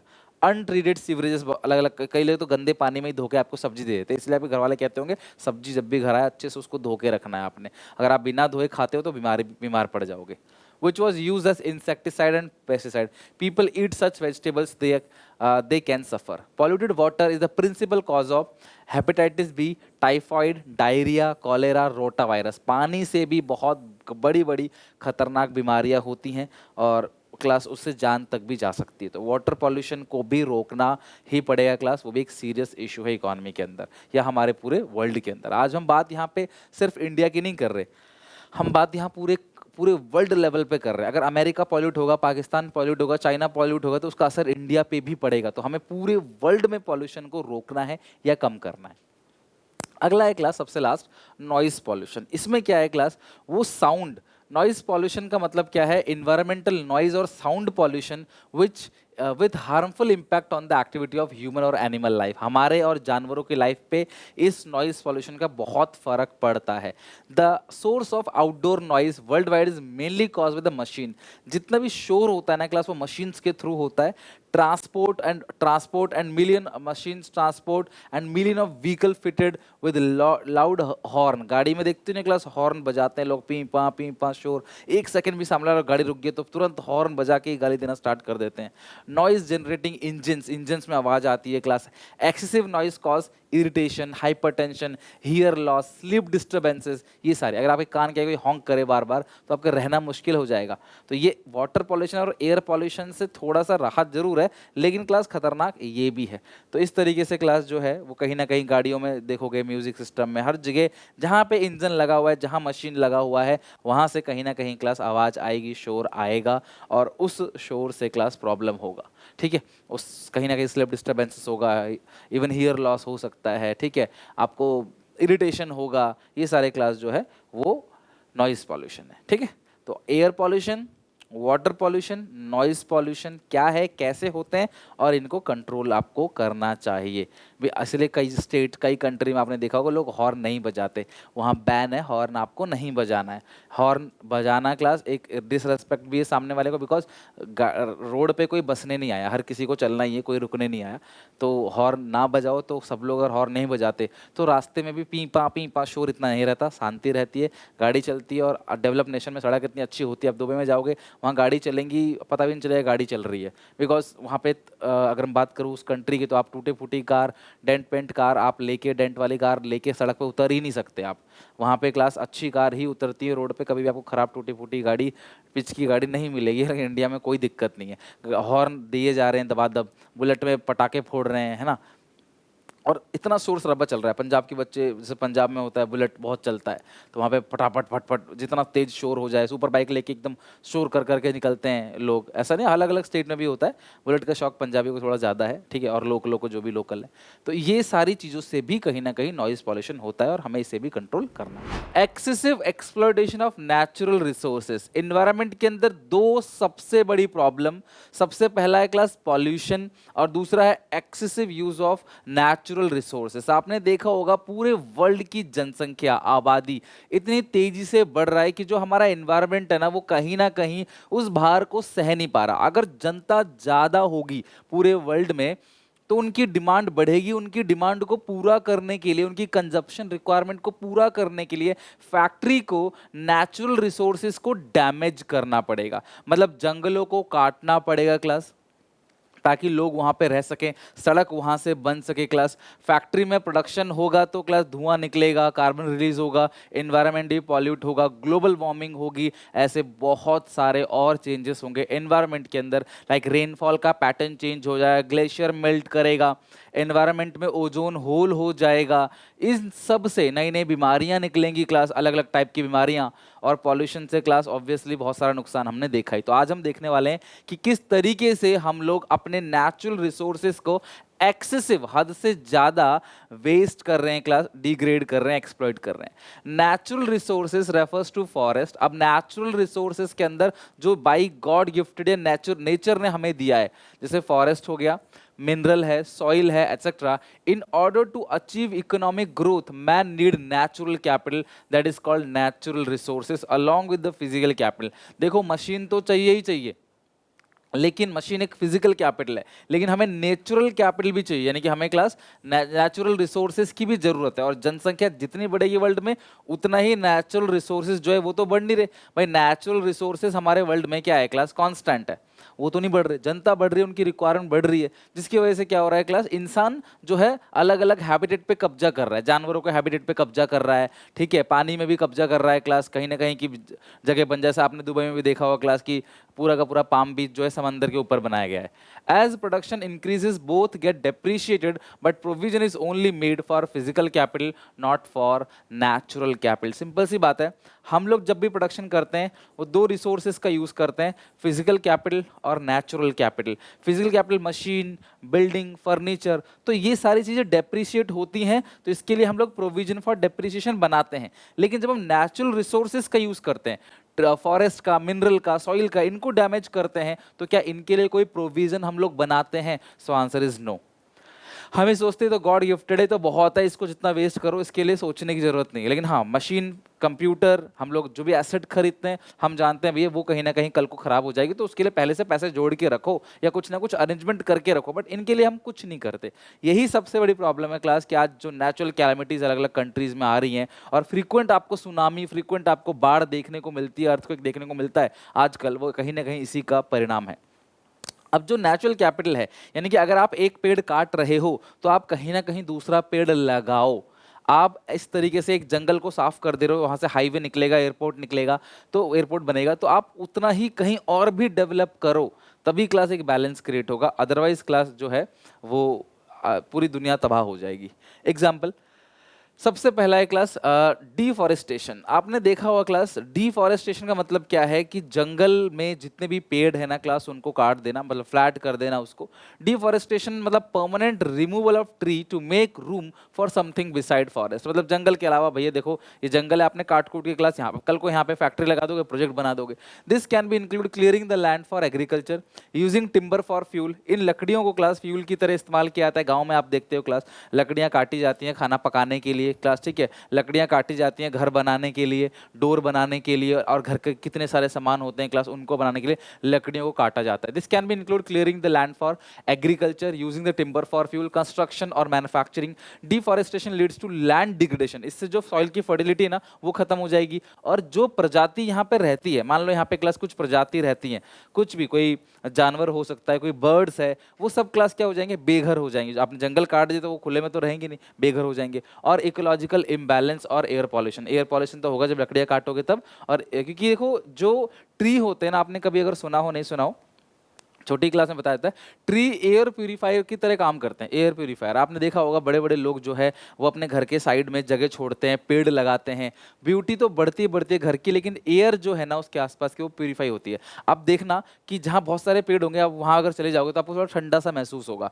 अर्बन एरिया में जहाँ फ्लैट सड़क रहती है और गाड़ियाँ चलती रहती हैं, बिल्डिंग की बिल्डिंग, वहाँ पे आपको गर्मी लगेगी। लेकिन जो हरा भरा एरिया है वहाँ जाओगे आपको अच्छा लगेगा, ठंडा फील होगा, नेचुरल क्लास आपको एयर वहाँ पे मिलेगी, प्योर ऑक्सीजन आपको मिलेगा। सो एयर पॉल्यूशन तो हो ही रहा है, और साथ में बायोडाइवर्सिटी लॉस का मतलब ये है कि मान लो यहाँ कोई प्रजाति है वो विलुप्त हो जाएगी जब उनका घर ही, आपने उनका हैबिटेट ही खत्म कर दिया। हैबिटेट का मतलब जहाँ वो रहते हैं, आपने वो खत्म कर दिया, ठीक है। इकोलॉजिकल इम्बैलेंस और एयर पॉल्यूशन। इकोलॉजिकल इम्बैलेंस का मतलब क्या है कि मान लो वो कोई ना कोई जानवर पे डिपेंड थे वो, और वो भी क्लास क्या हो जाएगा, इम्बैलेंस हो जाएगा। मेरे कहने का मतलब ये है कि एक जानवर अगर खत्म हो गया, मान लो सांप जो है वो चूहे को खाता है, अगर चूहे सारे खत्म हो गए तो सांप भी कहीं ना कहीं मरने की कगार पे आ जाएंगे, उनको खाना ही नहीं मिलेगा। तो इसको बोलते हैं इकोलॉजिकल इम्बैलेंस, ठीक है। इकोलॉजिकल इम्बैलेंस को मेंटेन करने के लिए ही जो चीता अभियान जो मोदी सरकार में चलाया गया था कि भाई बाहर से हम लोग चीता अपने देश में लेके आएंगे, वो कहीं ना कहीं क्लास इसी अभियान के थ्रू चलाया गया था। अगला है class degradation of land. Degradation refers to decline in the overall quality of soil, water, vegetation condition commonly cause by human activity. Land degradation का मतलब क्या है क्लास, एक ग्लोबल चैलेंज है। लैंड डिग्रेडेशन का मतलब क्या है कि जो जमीन है ना उसकी फर्टिलिटी खत्म हो गई, अब उस जमीन में ये शक्ति नहीं है कि भाई वो कुछ उगा सके, जमीन की जो लैंड की फर्टिलिटी है ना वो खत्म हो गई, उसको बोलते हैं क्लास लैंड डिग्रेडेशन, जिसकी वजह से क्लास फूड प्राइसेस जो है वो हायर हो जाते हैं। भाई सिंपल सी बात है, जमीन पे फसल नहीं हो पाएगी, जो फूड के प्राइसेस हैं ऑब्वियसली वो क्या होंगे क्लास, वो बहुत ज्यादा बढ़ जाएंगे, फूड प्राइस जो है हायर हो जाएंगे, ठीक है। नेक्स्ट है causes of land degradation are as follow. Class land degradation के बहुत सारे कारण हैं। ऐसा क्या होता है जो सॉइल की फर्टिलिटी लूज हो जाती है, इसके काफी सारे कारण हैं, जिसमें सबसे पहला काम है सॉइल इरोजन। सॉइल इरोजन का मतलब क्या है, जब तेज हवाएं चलती है ना क्लास, तो जो लैंड है ना उसकी जो फर्टिलिटी होती है, कहने का मतलब लैंड का जो अपर सरफेस होता है ना उसे बहुत सारे न्यूट्रिएंट्स होते हैं। तेज हवा चलती है क्लास या बारिश होती है तो वो न्यूट्रिएंट्स बह जाते हैं या फिर हवा से उड़ के कहीं और चले जाते हैं, जिसकी वजह से क्लास वहां पे पैदावार अच्छी नहीं होती और उसको बोलते हैं लैंड डिग्रेडेशन, और ऐसे चलते चलते क्लास वो बंजर जमीन में कन्वर्ट हो जाता है। Soil erosion cause by strong winds और flood in the loss of upper layer the soil which contain the major nutrients such as nitrogen, phosphorus and potassium for growth of the plant. तो upper layer पे plant की growth के लिए जो nutrients होते हैं ना वो वॉश अवे हो जाते हैं या फिर वो हवा से उड़ जाते हैं, जिसकी वजह से सॉइल की फर्टिलिटी खराब हो जाती है और लैंड डिग्रेड हो जाता है। ओवर ग्रेजिंग, ज्यादा से ज्यादा, देखो अगर जानवरों को ज्यादा चराओगे वो एक्स्ट्रा ओवर ग्रेजिंग हो गया, मतलब आपने एक्स्ट्रा जो जानवरों को चरा दिया फसल पे, तो जब वो सारे के सारे घास चर जाएंगे ना क्लास, तो वहां पे ओवर ग्रेजिंग हो गई और वहां पे भी क्लास क्या होगा, लैंड डिग्रेडेशन हो जाएगा। फर्टिलाइजर का और पेस्टिसाइड का, दवाइयां ज्यादा से ज्यादा छिड़कोगे अगर आप तो क्या होगा, लैंड डिग्रेडेशन हो जाएगा। ये सब कारण है लैंड डिग्रेडेशन के, यानी कि जो लैंड की जो फर्टिलिटी है सॉइल की वो खत्म हो जाएगी इन सबसे। Extraction of excess ground water, अगर आप बहुत ज़्यादा एक्सट्रैक्ट करते हो ग्राउंड वाटर को तो, और क्रॉप रोटेशन अगर आपने प्रॉपर तरीके से नहीं किया तो। हमने पहले ही पढ़ रखा है कि क्रॉप रोटेशन बहुत ज़रूरी है पेस्ट कंट्रोल के लिए भी और अच्छी फसल के लिए भी। अगर आप ये सब नहीं करते हो तो क्लास क्या होगा, लैंड डिग्रेडेशन होगा। ये सारे इसके कॉजेस हैं। तो लैंड डिग्रेडेशन, कुछ इमेजेस देख सकते हो क्लास आप इस तरीके से, बंजर जमीन, यहाँ पे देखो फसल हो रही है, यहाँ नहीं हो रही, तो ये लैंड डिग्रेड हो गया, यहाँ पे क्लास फसल नहीं होगी, इसकी वैल्यू बहुत कम होती है। अगला है biodiversity loss. Biodiversity is the existence of number of different kind of animals and plants which together make a good and healthy environment. बहुत सारे animals, human भी animals के अंदर ही आते हैं, बहुत सारे plant, हम सब मिलकर जो है एक biodiversity बनाते हैं। अगर इनमें से किसी की भी habitat, किसी के भी घर उजड़ जाए, that is called biodiversity loss, और घर उजड़ जाएगा तो वो प्रजाति जो है वो विलुप्त हो जाएगी, वो दिखेगी ही नहीं फिर यहाँ पे। Biodiversity loss is the disappearance of different class species like plant हो गया, एनिमल हो गया, world wide, and also local reduction in loss of species in certain habitat. तो कहीं पे भी क्लास अगर किसी कोई जानवर, जैसे डायनासोर्स जो हो गए क्लास विलुप्त हो गए, उसी तरीके से क्लास जो चीता है वो भी विलुप्त होने वाले थे। इससे पहले जो वेल थे, ठीक है, ब्लू वेल्स, वो भी जो है वो कहीं ना कहीं विलुप्त होने वाले थे। डॉल्फिन की तादाद भी क्लास बहुत कम है। तो आप देख सकते हो कि अगर हम लोग अपने इन्वायरमेंट को खराब कर देंगे ना तो बायोडाइवर्सिटी लॉस होगा। और बायोडाइवर्सिटी लॉस की रीजन क्या क्या है? सबसे बड़ा रीजन तो है पॉल्यूशन का। Pollution is a major threat to the biodiversity and one of the most difficult problems to overcome. Pollution से उभरना ना बड़ा मुश्किल है। अगर मैं बोलूंगा आप एसी यूज करना छोड़ दो, रेफ्रिजरेटर यूज करना छोड़ दो, गाड़ी यूज करना छोड़ दो, तो ये नेक्स्ट टू इम्पॉसिबल है आपके लिए, ठीक है। जब तक कोई बहुत ही बड़ी महामारी नहीं आती तब तक क्लास हम इसको छोड़ नहीं सकते। तो ये बहुत बड़ी प्रॉब्लम है पॉल्यूशन से उभरना। फैक्ट्री में अब बिजली सबको चाहिए, लेकिन बिजली जब बनती है तो उससे पॉल्यूशन होता है, बट बिजली भी सबको चाहिए। ग्रीन हाउस इफेक्ट, मतलब हम लोग इतना ज़्यादा आज टेक्नोलॉजी के ऊपर, मशीन के ऊपर इतना डिपेंड हो चुके हैं क्लास कि हम जानते हैं कि हमें बर्बाद कर रहा है, फिर भी हम हट नहीं सकते। इंस्टाग्राम रील्स की तरह हम जानते हैं हमें बर्बाद कर रहा है, बट फिर भी हम देखे जा रहे हैं। तो greenhouse effect leads to raise in temperature which makes difficult for species to live. देखो जो ग्रीन हाउस गैसेस है वो भी कहीं ना कहीं क्लास एनवायरनमेंट को डैमेज करता है, गर्मी बढ़ाता है, ग्लोबल वार्मिंग को प्रमोट करता है। पॉल्यूशन, पॉपुलेशन ग्रोथ, जो पॉपुलेशन ग्रोथ है और ओवर कंजप्शन है, ये सब भी कहीं ना कहीं बायोडाइवर्सिटी का लॉस। देखो आप एक्स्ट्रा कंजप्शन कर रहे हैं, पेपर का बहुत ज़्यादा वेस्टेज करना, लकड़ियों का बहुत ज़्यादा काटना, एलपीजी सिलेंडर ना लगवा के क्लास लकड़ियों को यूज़ करना काट के, तो क्या होगा, जंगल काटेंगे, जंगल कटेंगे तो उसकी जो बायोडाइवर्सिटी है, इकोलॉजिकल इम्बैलेंस क्रिएट होगा और बायोडाइवर्सिटी लॉस भी होगा। तो आप देखो क्लास, अभी एक कोआला एक जानवर है क्लास, आपने हाल फिलहाल में सुना होगा क्लास, लॉकडाउन टाइम पे ऑस्ट्रेलिया में ऐसी आग लगी क्लास की, ये इनकी प्रजाति जो है ना वो मतलब बहुत कम तादाद, पूरे जल गए कोआला। बहुत प्यारे जानवर है, आप देखना कोआला सर्च करके, ये जल गए। बाकी जंगल काटते हो तो इस तरह से ये लोग बेचारे अब कहाँ जाएंगे, है ना। अगर आप पूरा ये जंगल वगैरह काट दोगे तो क्लास इन जानवरों का ना यहाँ रहना बड़ा मुश्किल हो जाएगा। तो इसको बोलते हैं बायोडाइवर्सिटी लॉस। ह्यूमन एक्टिविटी की वजह से किसी प्रजाति का घर उजड़ जाए और वो क्लास बेघर हो जाए, या फिर अब ये क्या करेंगे, यहाँ वहाँ जाएंगे, मारे जाएंगे भाई, जनता के बीच में घुसेंगे, लोगों के बीच में घुसेंगे तो क्या होगा क्लास। अब सांप जंगल में रहता है तो वो सेफ रहता है, आप जंगल हटा दोगे सांप तुम्हारे घर में आ जाएगा, तुम थोड़ी पाल लोगे उसको। तो दिस इज कॉल्ड बाय, या तो उनको लेके कहीं छोड़ो, कहीं रखो उनको लेके प्रॉपर तरीके से कहीं और, या उनके लिए कहीं और हैबिटेट बनाओ, इस तरीके से कर सकते हैं, ठीक है। नेक्स्ट है global warming. Most important topic है एग्जामिनेशन में आने के लिए, और आज की रियल लाइफ की भी ये प्रॉब्लम है, that is called global warming.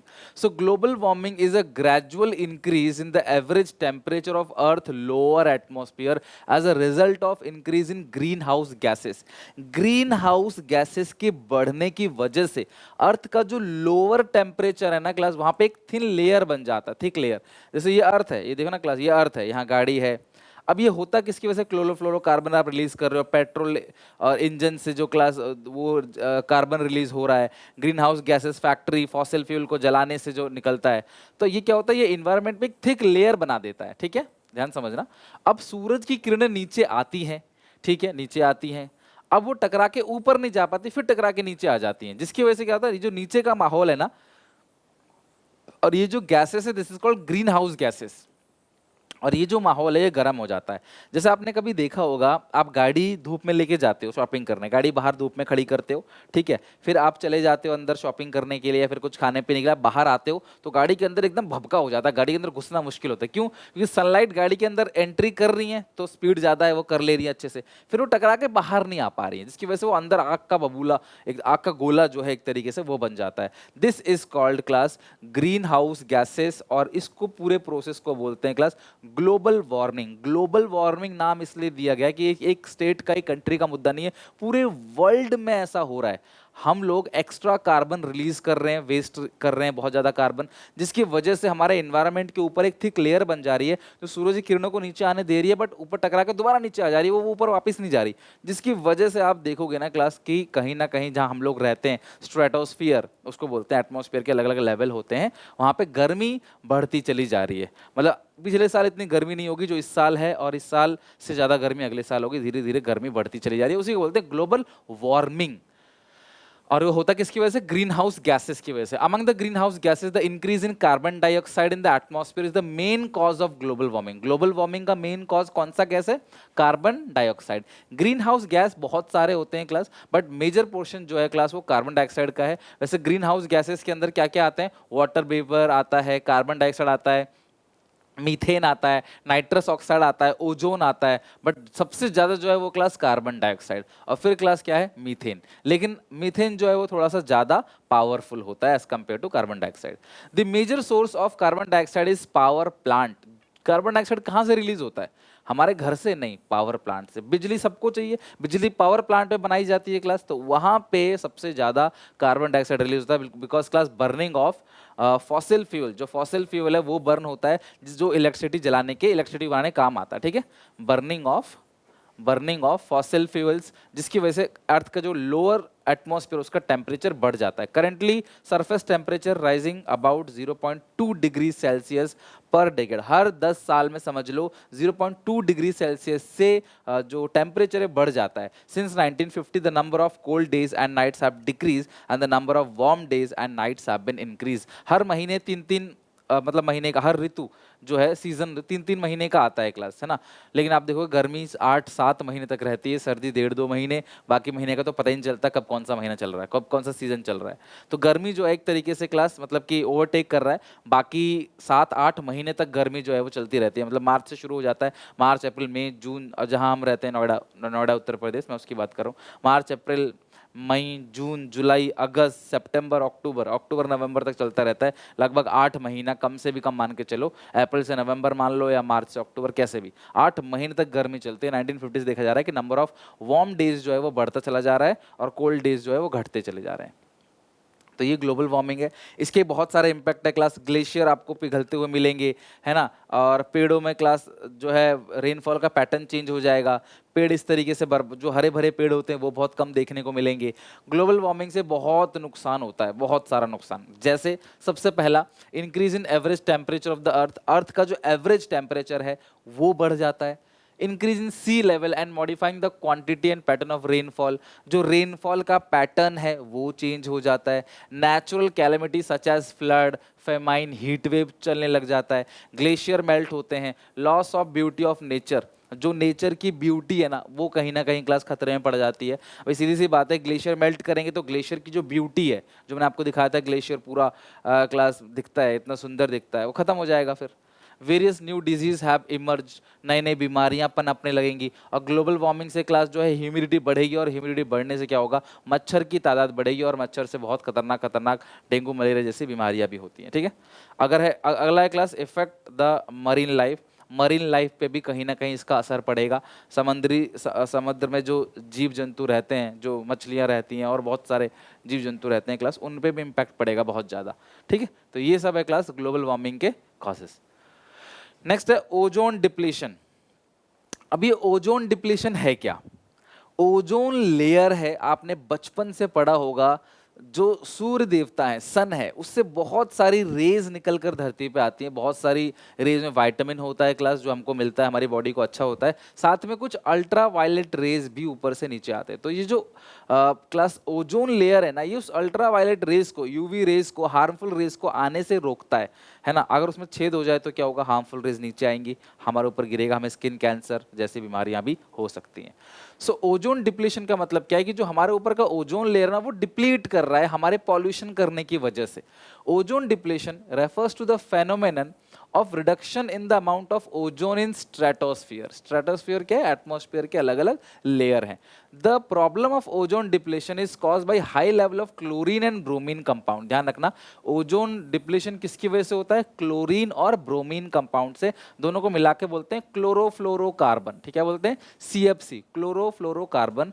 उसकी वजह से जो है क्लास ओजोन डिप्लीट होता है। जो यूज कहाँ किया जाता है क्लोरोफ्लोरोकार्बन, कूलिंग सब्सटेंसेस में, लाइक AC, रेफ्रिजरेटर, इनमें, जिसकी वजह से क्लास ओजोन डिप्लीट होता है। और more ultra violet radiations come to earth and cause damage to the living organism. यानी class ultra violet rays responsible for skin cancer in human. It also lower the production of phytoplankton. Phytoplankton basically एक जीव होता है जो समंदर में पाया जाता है, and thus affect other aquatic organism. तो ये जो एक्वेटिक ऑर्गेनिज्म है ना क्लास, यानी कि जो पानी में जीव रहते हैं, उनको भी खतरा पहुंचाता है और हम लोगों को भी। A reduction in approximately 5% in the ozone layer. Class 5% सच में बहुत ज़्यादा होता है। 5% का रिडक्शन पाया गया ओजोन लेयर में 1979 और 1990 में। Since ozone layer prevent most of harmful ultraviolet rays and protect us from various diseases, this leads to be adoption of Montreal protocol. ध्यान रखना, ये बात काम की है। ओजोन लेयर को प्रोटेक्ट करने के लिए क्लास मॉन्ट्रियल प्रोटोकॉल का ग्रुपिंग बनाया गया। मॉन्ट्रियल प्रोटोकॉल बेसिकली क्लास एक कई सारे कंट्रियों के बीच एक अग्रीमेंट है कि हाँ, हम हमारे यहाँ पे कंट्री में ओजोन लेयर को डिप्लीट नहीं होने देंगे। जो क्लोरोफ्लोरोकार्बन यूज हो रहा है कूलिंग सब्सटेंसेस में, हम उसको रोकेंगे, हम उसको बंद करेंगे। Banning the use of chlorofluorocarbon compound as well as other ozone depletion chemical. Ozone hole refers, अच्छा ओजोन होल क्या होता है? अब ozone hole refers to the depletion of the protective ozone layer in the upper atmosphere of earth polar region. जो polar region होते हैं ना class, north pole, south pole, तो आप पोलर रीजन में देखा गया क्लास कि एक छेद पाया गया बड़ा सा ओजोन, मतलब ओजोन लेयर में एक छेद है। तो अब वो शुक्र है कि पोलर रीजन में लोग रहते नहीं है, जिसकी वजह से क्लास ज़्यादा दिक्कत हुई नहीं। अंटार्कटिका में पाया गया ऐसा, बट इंटरनेशनल ट्रीटी, जो समझौता हुआ लोगों के बीच, अग्रीमेंट हुआ मॉन्ट्रियल प्रोटोकॉल इन 1987, तो ओजोन लेयर क्लास आज की डेट पे रिकवर कर चुका है, यानी कि अब वो प्रॉब्लम जो है खत्म हो गई है। ठीक है, तो ये है क्लास, आप देखोगे यहाँ पे ये है सन, ठीक है, यहाँ पे अल्ट्रावायलेट रेज आ रहा है क्लास, और ये है आपका क्लोरोफ्लोरोकार्बन आप रिलीज कर रहे हो। क्लोरोफ्लोरोकार्बन अगर आप रिलीज करोगे तो ओजोन लेयर में होल हो जाएगा। ये है ट्रोपोस्फियर, ये है ओजोन लेयर, ये है स्ट्रेटोस्फियर। ठीक है, तो जब ये क्लास ओजोन लेयर डिप्लीट होगा, छेद हो जाएगा, तो क्लास अल्ट्रावायलेट रेज जो है वो सीधा सीधा क्लास जो है वो धरती पे आएंगी, और जिसकी वजह से आपको बीमारी होगी, यानी कि आपको स्किन कैंसर जैसी बीमारी भी हो सकती है। ये बहुत सीरियस इशू है। यह है क्लास ग्लोब, ठीक है, और यहाँ पे है क्लास पोलर रीजन। तो ऐसा देखा गया, देखो वहाँ पे इतना बड़ा जो है छेद जो है वो एक तरीके से पाया गया अंटार्कटिका के ऊपर, और ये देखा गया कि भैया तो इतना बड़ा छेद हो रखा है ओजोन लेयर में। तब सरकार ने मॉन्ट्रियल प्रोटोकॉल को अडॉप्ट करके उसको ठीक करने की कोशिश की, और क्लास अब जो है ये चीज़ें ठीक हो गई है। तो ये है क्लास आपका ozone layer, ozone depletion. Okay, now next, environment को ही प्रोटेक्ट करने के लिए क्लास एक एडिशनल इंफॉर्मेशन, एक मूवमेंट चलाया गया, उसको बोलते हैं चिपको मूवमेंट।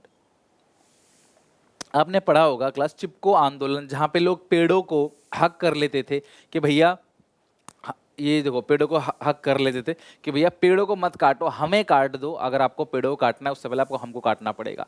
सो चिपको मूवमेंट और चिपको आंदोलन is a social movement that is practice the method of Satyagraha and non violent resistance. जो पेड़ों को काटने आ रहे हैं, हम उनसे लड़ेंगे नहीं, हम पेड़ों को हक कर लेंगे, अभी ये पेड़ों को काटने तो हमको भी काटो। This is mainly done through the act of hugging tree to protect them from being cut down.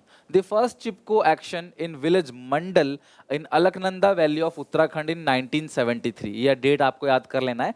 Chipko movement 1973 में सुंदरलाल बहुगुणा ने शुरू किया था। ठीक है, किसने शुरू किया था क्लास? सुंदरलाल बहुगुणा में। और फिर उसके अगले 5 साल के अंदर अलग अलग अदर स्टेट्स के अंदर भी फैल गया। इन कर्नाटका में भी सिमिलर मूवमेंट देखा जाने लगा, इसको एपिको मूवमेंट कहते हैं। कर्नाटका में एपिको मतलब हग करना, विच मीन्स हग ऑन 8 सितंबर 1983। तो 1973 में क्लास सुंदरलाल बहुगुणा ने शुरुआत किया उत्तराखंड में, फिर धीरे धीरे क्लास ये है 1983 में कर्नाटका में भी देखने को मिला, when the felling of trees were started in Salkani forest in Sirsi district, 160 men, women, children hugged the tree and forced the woodcutter to leave। तो जो पेड़ काट रहे थे उनको मजबूरन वापस जाना पड़ा, उन्होंने पेड़ों को हक कर लिया। ठीक है, तो इसको बोलते हैं चिपको मूवमेंट, ताकि पेड़ों को ना काटा जाए। जो बड़े बड़े बिजनेसमैन होते हैं उनको लकड़ियों से पेपर बनाना होता है, फर्नीचर बनाना होता है, और भी बहुत सारी चीज़ें लकड़ियों से बनाई जाती हैं। तो क्लास वो पेड़ों को काटते थे, बड़े बड़े पेड़ों को काटते थे आके, और पेड़ काटना ठीक नहीं है। प्रॉब्लम्स कितनी हमने ऑलरेडी डिसाइड किया। हमारे यहाँ जो बारिश होती है ना, वो भी पेड़ की वजह से होती है। पेड़ ही बारिश कराता है, अगर आपने बचपन में साइंस में पढ़ रखा हो तो अगर उनको काटेंगे तो दिक्कत तो आएगी। तो जिसकी वजह से क्लास चिपको मूवमेंट चला गया, ये Chipko movement, right. Pollution control board, यहां से भी क्लास एमसीक्यू पूछा आ सकता है कि बेसिकली पॉल्यूशन कंट्रोल बोर्ड क्या है, और क्लास सेटअप कब हुआ था, और किस चीज को कंट्रोल करने के लिए हुआ था। तो in order to address 2 major environment concern in India like water pollution और एयर पॉल्यूशन, तो इसके लिए सरकार ने क्या बनाया, पॉल्यूशन कंट्रोल बोर्ड 1974 में। यानी कि 1974 में सरकार ने पॉल्यूशन कंट्रोल बोर्ड बनाया, जो एयर और वाटर पॉल्यूशन को कंट्रोल करने के लिए बनाया। पॉल्यूशन कंट्रोल बोर्ड यानी कि CPCB, central pollution control board जो है, इसका मेन काम क्या है, to promote cleanness of streams, wells in different area and states of the states by prevention of water pollution। कुल मिलाके वाटर सोर्सेज जितने भी है ना, उसको प्योर करना, और वहां पे जो भी पॉल्यूशन हो रहा है उसको कंट्रोल करना, ये मेन मोटो है क्लास, यानी कि सीपीसीबी यानी सेंट्रल पॉल्यूशन कंट्रोल बोर्ड का। To improve the quality of air, water को क्लीन करना, एयर की प्योरिटी को बढ़ाना, है ना, और एयर पॉल्यूशन को कंट्रोल करना। ये ऑर्गेनाइज करते हैं मास मीडिया यानी न्यूज़पेपर के थ्रू, मैगजीन के थ्रू, अलग अलग पब्लिक हाउस के, जो यहाँ पे पब्लिक कलेक्ट करके ये लोग मैसेज देते हैं लोगों को कि एयर पॉल्यूशन और वाटर पॉल्यूशन आपको नहीं करना है, और अगर आप करोगे तो उसके परिणाम क्या क्या होंगे। जैसे आपको आपकी बुक के थ्रू नॉलेज मिली, आपके बुक में सिलेबस में ये चीज डाली गई सो दैट आप पढ़ के समझ सको, और ये सोचो कितने हर साल कितने बच्चे इसको पढ़ते हैं, समझते हैं कि एयर पॉल्यूशन क्या है, वाटर पॉल्यूशन क्या है, हमें क्यों नहीं करना चाहिए, ये सारी चीजें। तो मास मीडिया यानी कि क्लास मल्टीपल लोगों को, बहुत सारे लोगों को क्लास बताते हैं कि किस तरीके से प्रिवेंशन किया जाए, कंट्रोल किया जाए, रिडक्शन किस तरीके से किया जाएगा एयर और वाटर पॉल्यूशन का। ये डेटा भी कलेक्ट करते हैं, स्टैटिस्टिकल डेटा कलेक्ट करते हैं क्लास एयर पॉल्यूशन का, वाटर पॉल्यूशन का, कहाँ कहाँ पे कितना एयर पॉल्यूशन हो रहा है, कितना वाटर पॉल्यूशन कहाँ कहाँ पे हो रहा है। ये सारा डेटा कलेक्ट करने का काम भी इनका, बिकॉज ये डेटा कलेक्ट करेंगे तभी उन एरियाज में जहाँ पॉल्यूशन ज़्यादा है उनको ये ठीक कर पाएंगे। ये सारे के सारे फंक्शंस हैं पॉल्यूशन कंट्रोल बोर्ड का। और pollution central pollution control board जो है 1974 में क्लास सेटअप हुआ था, और इसका मेन पर्पस था एयर पॉल्यूशन और वाटर पॉल्यूशन को कंट्रोल करना, राइट। नेक्स्ट है सस्टेनेबल डेवलपमेंट। फाइनली हम अपने टॉपिक पे आ गए क्लास, सस्टेनेबल डेवलपमेंट। आज हर कोई डेवलप करना चाह रहा है, लेकिन हम डेवलपमेंट जो कर रहे हैं, पूरा वर्ल्ड जो है वो डेवलपमेंट की तरफ भाग रहा है, उसमें हम ये भूल जाते हैं कि हमारी जो आने वाली जनरेशन है उनके लिए हम क्या छोड़ के जा रहे हैं। हम लोगों ने पेट्रोल लगभग खत्म कर दिया। आज से 10 साल बाद जो बच्चा पैदा होगा, 5 साल बाद जो बच्चा पैदा होगा, शायद वो पेट्रोल देख ही नहीं पाएगा, पेट्रोल की गाड़ी वो चला ही नहीं पाएगा, उसको पता ही नहीं रहेगा अच्छा पेट्रोल की गाड़ियां भी होती थी एक टाइम पे, उसको ऐसा आएगा। समझ रहे हो बात को? तो सस्टेनेबल डेवलपमेंट का मतलब क्या है कि आप ग्रोथ करो, लेकिन फ्यूचर जनरेशन का भी ध्यान रखो कि यार उनको भी चीजें मिल सके। आप ग्रोथ करो, मैं नहीं कह रहा पेट्रोल को यूज मत करो, बट उसका वेस्टेज मत करो। Sustainable development is the development that meets the need of the present without compromising the ability of future generation to meet their own need। आप कहीं ना कहीं डेवलप तो करो, अपने नीड को पूरा करो आप, लेकिन फ्यूचर जनरेशन के लिए भी चीज़ों को छोड़ दो ताकि वो लोग भी क्लास देख सके चीज़ों को। सस्टेनेबल डेवलपमेंट गोल्स, SDGs बोलते हैं क्लास, इसको बोलते हैं sustainable development goals, are the collection of 17 global goals. बहुत सारी कंट्री ने मिलके कुछ गोल्स बनाए, और इंडिया भी सस्टेनेबल डेवलपमेंट का गोल्स का मेंबर है। मतलब कि ये इसको भी फॉलो करना है इंडिया को भी। Design to be blueprint to achieve a better and more sustainable future for all. The sustainable development goal setup by United Nations on 25 of सितंबर, डेट याद करने की जरूरत नहीं है, ईयर याद कर लो, 2015 इन न्यूयॉर्क। न्यूयॉर्क के अंदर एक मीटिंग बुलाई जाती है यूनाइटेड नेशन द्वारा सारे कंट्रीज की, और उनसे बोला जाता है कि भैया 193 कंट्रीज में पार्टिसिपेट कर रही हैं, और इनसे बोला जाता है कि हमने कुछ गोल्स बनाए जी, इन गोल्स को आपको फॉलो करना है। मतलब यूनाइटेड नेशन ने कुछ गोल्स बना रखे हैं और सारी कंट्री की मीटिंग है और सब लोग साइन करेंगे इस पे कि आपको इस गोल को फॉलो करना है।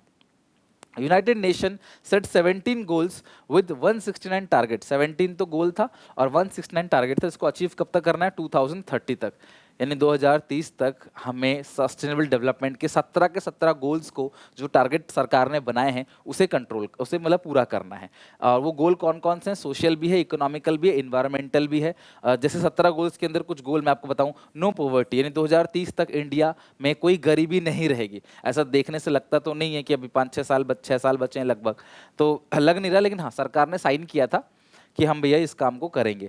जीरो हंगर, बिल्कुल भुखमरी नहीं होगी। क्वालिटी एजुकेशन देंगे, जेंडर इक्वालिटी करेंगे, क्लीन वाटर मिलेगा लोगों को। क्लाइमेट चेंज जो हो रहा है आज, जैसे मैंने बोला ना कि ग्लोबल वार्मिंग हो रही है, उस पर कंट्रोल करना है। और इनइक्वालिटी किसी भी प्रकार का, किसी रीजन के बेसिस पे, जेंडर के बेसिस पे, कास्ट के बेसिस पे जो इनइक्वालिटीज हैं वो कहीं ना कहीं क्लास खत्म करनी है। ये है सारा का सारा क्लास सस्टेनेबल डेवलपमेंट, इसको बोलते हैं। 169 टारगेट, 17 गोल्स 2030 तक अचीव करना है। न्यूयॉर्क में क्लास इंडिया ने भी इस पे साइन किया था, और ये सारे गोल्स इंडिया को भी 2030 तक अचीव करना है।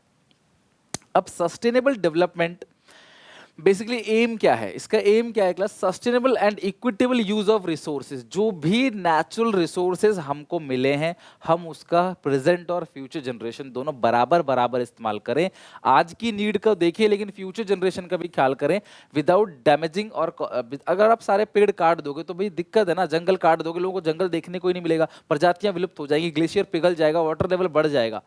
आपको पता ना क्लास, सबसे ज्यादा पृथ्वी पर जो है वो पानी है, अगर वाटर लेवल बढ़ गया तो हम सब डूब जाएंगे। ठीक है। दूसरा, to prevent further damage to our life support system. हमारा इन्वायरमेंट हमारा लाइफ सपोर्ट सिस्टम है, हम उसको डैमेज नहीं करेंगे। सस्टेनेबल डेवलपमेंट का यही मतलब है। टू कंजर्व और नर्चर द बायोडाइवर्सिटी। बायोडाइवर्सिटी को क्लास कंजर्व करेंगे और रिसोर्सेज को लॉन्ग टर्म यूज करेंगे for long term food security.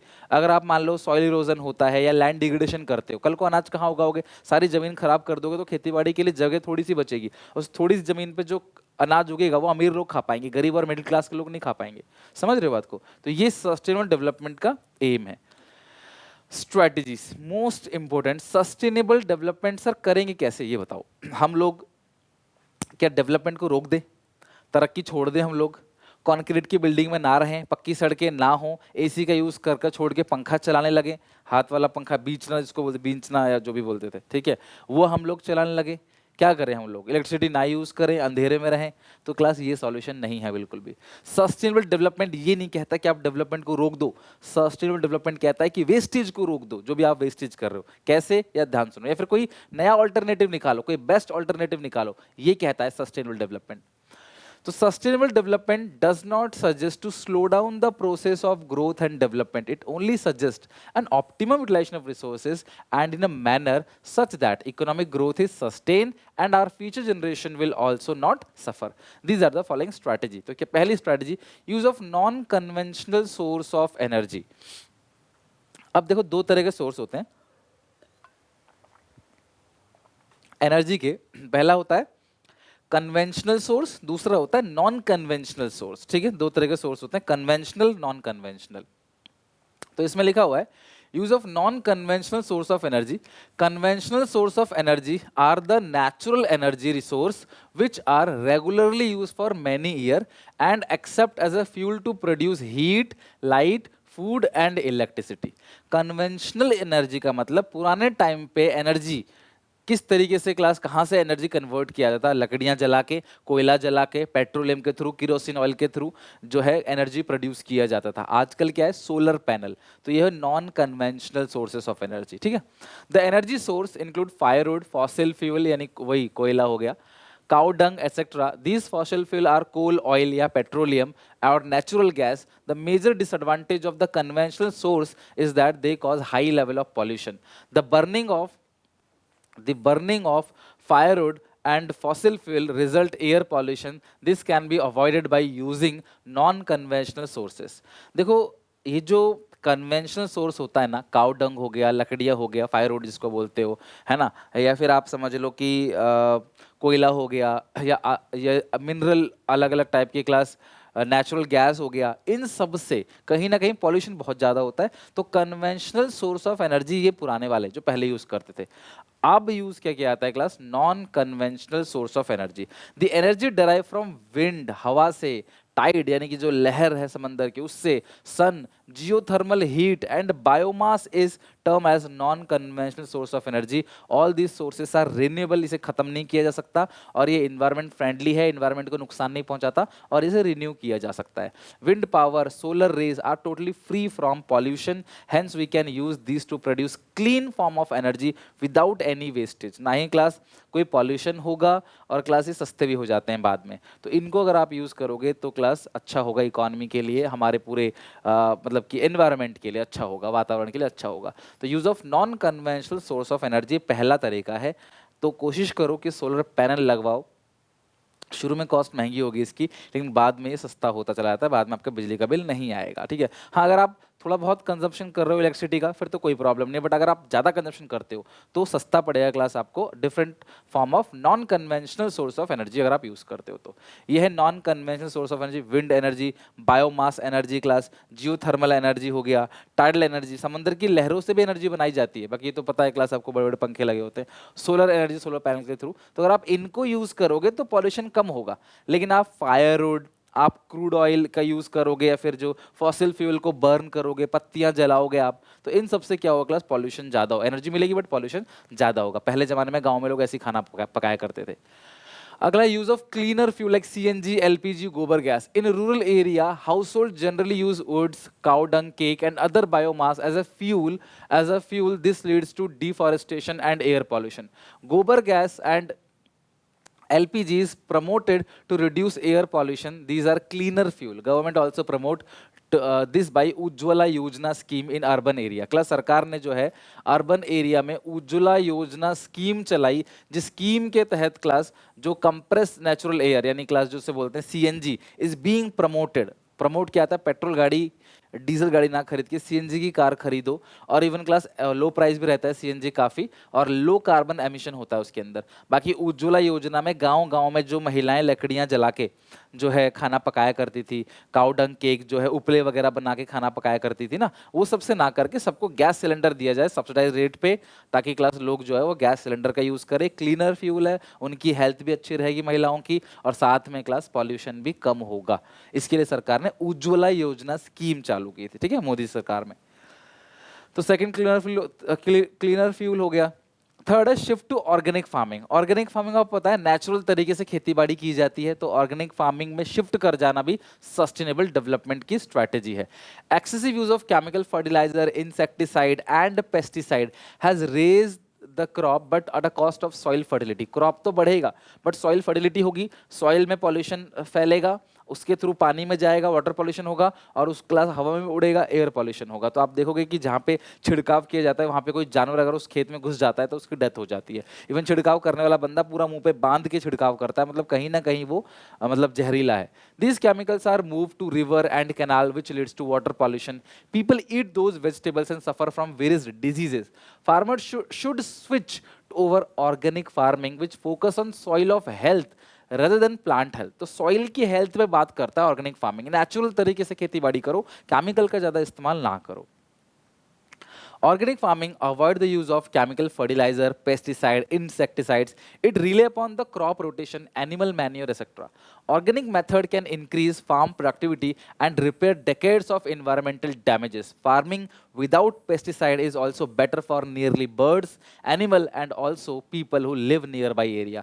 जो भी आसपास के एरिया में रहते हैं क्लास उनके लिए भी अच्छा है, और क्लास वातावरण के लिए भी अच्छा है, आसपास के पंछियों जानवरों के लिए सबके लिए अच्छा है। इवन ऑर्गेनिक फार्मिंग का फ्रूट अगर आप खाते हो, वेजिटेबल खाते हो, तो बीमारी नहीं होगी उससे, क्लास फ्रेश रहेगा, न्यूट्रिएंट्स ज़्यादा रहेंगे, वाइटामिन्स जो भी उसके अंदर पाए जाते हैं वो आपको अच्छा खासा मिलेगा। तो फ़ायदा है, बट लेकिन इसकी डीमेरिट भी है जो हमने क्लास पिछले चैप्टर में पढ़ रखा है। ओके, तो ऑर्गेनिक फार्मिंग में शिफ्ट करना। Establishment of mini hydel plant. पहाड़ों में क्या होता है, प्लेन एरिया बहुत कम होता है, तो बिजली बनाने के लिए छोटे छोटे क्लास जहाँ पे हाइडल प्लांट लगाए जाते हैं, जहाँ पे क्लास पानी जो है ऊपर से आके गिर रहा होता है प्रेशर से, तो वहाँ पे क्लास ये लोग बिजली को बनाते हैं, वहाँ पे कारखाना लगाते हैं बिजली बनाने के। तो in mountain region streams can be found almost everywhere. Mini hydel plant use the energy of such, ये जो झरने होते हैं ना, उनके जो प्रेशर होता है पानी का, उसके थ्रू टरबाइन को घुमाते हैं। द टरबाइन जनरेट इलेक्ट्रिसिटी और they generate enough power to meet local demand. Moreover, large-scale transmission tower and cables are also not required in such plant. तो बहुत ट्रांसमिशन पावर केबल अलग अलग जगह से लाने की जरूरत नहीं है, अपने पहाड़ों में ही बिजली बनाओ और वहाँ के लोगों को आप बिजली दो, उनकी जो कंजप्शन रिक्वायरमेंट है वो उसी से पूरी हो जाएगी। तो ये भी सस्टेनेबल डेवलपमेंट की स्ट्रैटेजी है। अगला है class wind power. Wind energy बना सकते हैं क्लास, जहाँ पे तेज हवाएं चलती है वहाँ पे पंखे चला के इनकी स्पीड से टरबाइन को घुमाया जाता है, फिर बिजली बनाई जाती है। अब बिजली कैसे बनाई जाती है हमारे सिलेबस का पार्ट नहीं है, छोटी क्लासेस में आपने साइंस में जरूर पढ़ा होगा। In area where speed of wind is usually high, windmills can provide electricity without any adverse impact on the environment. Wind turbine move with the wind and electricity is generated. No doubt the initial cost is high, but for the benefits, जो class benefit है वो कहीं ना कहीं class बहुत ज़्यादा है, जो हाई कॉस्ट को भी absorb कर लेगा। इसके अलावा ट्रेडिशनल नॉलेज एंड प्रैक्टिसेस, पुराने ज़माने में जो ट्रेडिशनल नॉलेज हमारे पूर्वज, हमारे दादा दादी के पास जो नॉलेज है, वो भी कहीं ना कहीं इन्वायरमेंट को पॉल्यूट करने से रोकता है। आजकल क्या होता है, कुछ भी होता है आप सीधे मेडिसिन खाते हो, दवाई। पुराने टाइम पे क्या होता था, नेचुरल तरीके से काम होता था, यानी कि कॉस्मेटिक के लिए हो या फिर दवाई के लिए हो, किसी को सर दर्द है, बुखार है, कोई भी चोट है, तो आप देखोगे ना क्लास कि नेचुरल तरीके से लेप वगैरह बनाया जाता था, काढ़ा वगैरह पिलाया जाता है। या फिर ब्यूटी के लिए भी बहुत सारे नीम, आजकल क्या क्या बेचती हैं, आजकल कंपनी तो ये चीज़ बेच रही है, नीम है, एलोवेरा है, तुलसी है, हल्दी है, ये सब चीज़ें करके ही तो कंपनी बेच रही है उनके नाम से ही। तो नाम पुराना यूज कर रही है, बेच रही है केमिकल। पहले लोग केमिकल यूज नहीं करते थे, पुरानी चीजों को यूज करते थे, नेचुरल भी था, एनवायरमेंट के लिए भी अच्छा था और क्लास कोई साइड इफेक्ट भी नहीं होते थे उसके। Traditionally Indian people have been close to their environment. पहले लोग बहुत close थे environment के। Traditionally, knowledge is valuable not only to those who depend upon their daily lives, but also the modern industry and agriculture as well. Many widely used products such as plant-based medicine, health product, cosmetics are derived from traditional knowledge. People use handicraft. लोग machine use नहीं करते थे, handicraft से बनी हुई चीजें use करते थे, नेचुरल चीजें। जैसे आप देखोगे आजकल प्लास्टिक के डोने आते हैं, प्लास्टिक के जो डोने आते हैं, आपको जो आप उसे डिस्पोजल कहते हो, पहले पत्तियों के होते थे। आप गोलगप्पे खाने जाते थे तो वो पत्ती को फोल्ड करके उसी में गोलगप्पे खिलाते, तो उससे वो इन्वायरमेंट के लिए ठीक है, उसे कोई इलेक्ट्रिसिटी की जरूरत नहीं है, वो आराम से डिकम्पोज हो जाएगा, वो कोई सिंगल यूज प्लास्टिक नहीं है और इवन इकोनॉमिकल भी है। तो ट्रेडिशनल नॉलेज अगर हम फॉलो करें तो उससे भी कहीं ना कहीं क्लास जो है पॉल्यूशन को कम करने में मदद मिलेगी। नेक्स्ट है class awareness to conserve natural resources. लोगों में अवेयरनेस फैलाओ, लोगों को बताओ, सारे के सारे लोगों को कि भैया जैसे आपको मैं पढ़ा के, आपके चैप्टर में है तो मैं आपको पढ़ा के समझा के बता रहा हूँ कि इन्वायरमेंट का रोल क्या है, सस्टेनेबल डेवलपमेंट है क्या, पॉल्यूशन क्या है, क्या नुकसान पहुंचा सकता है, ये सबको बताओ।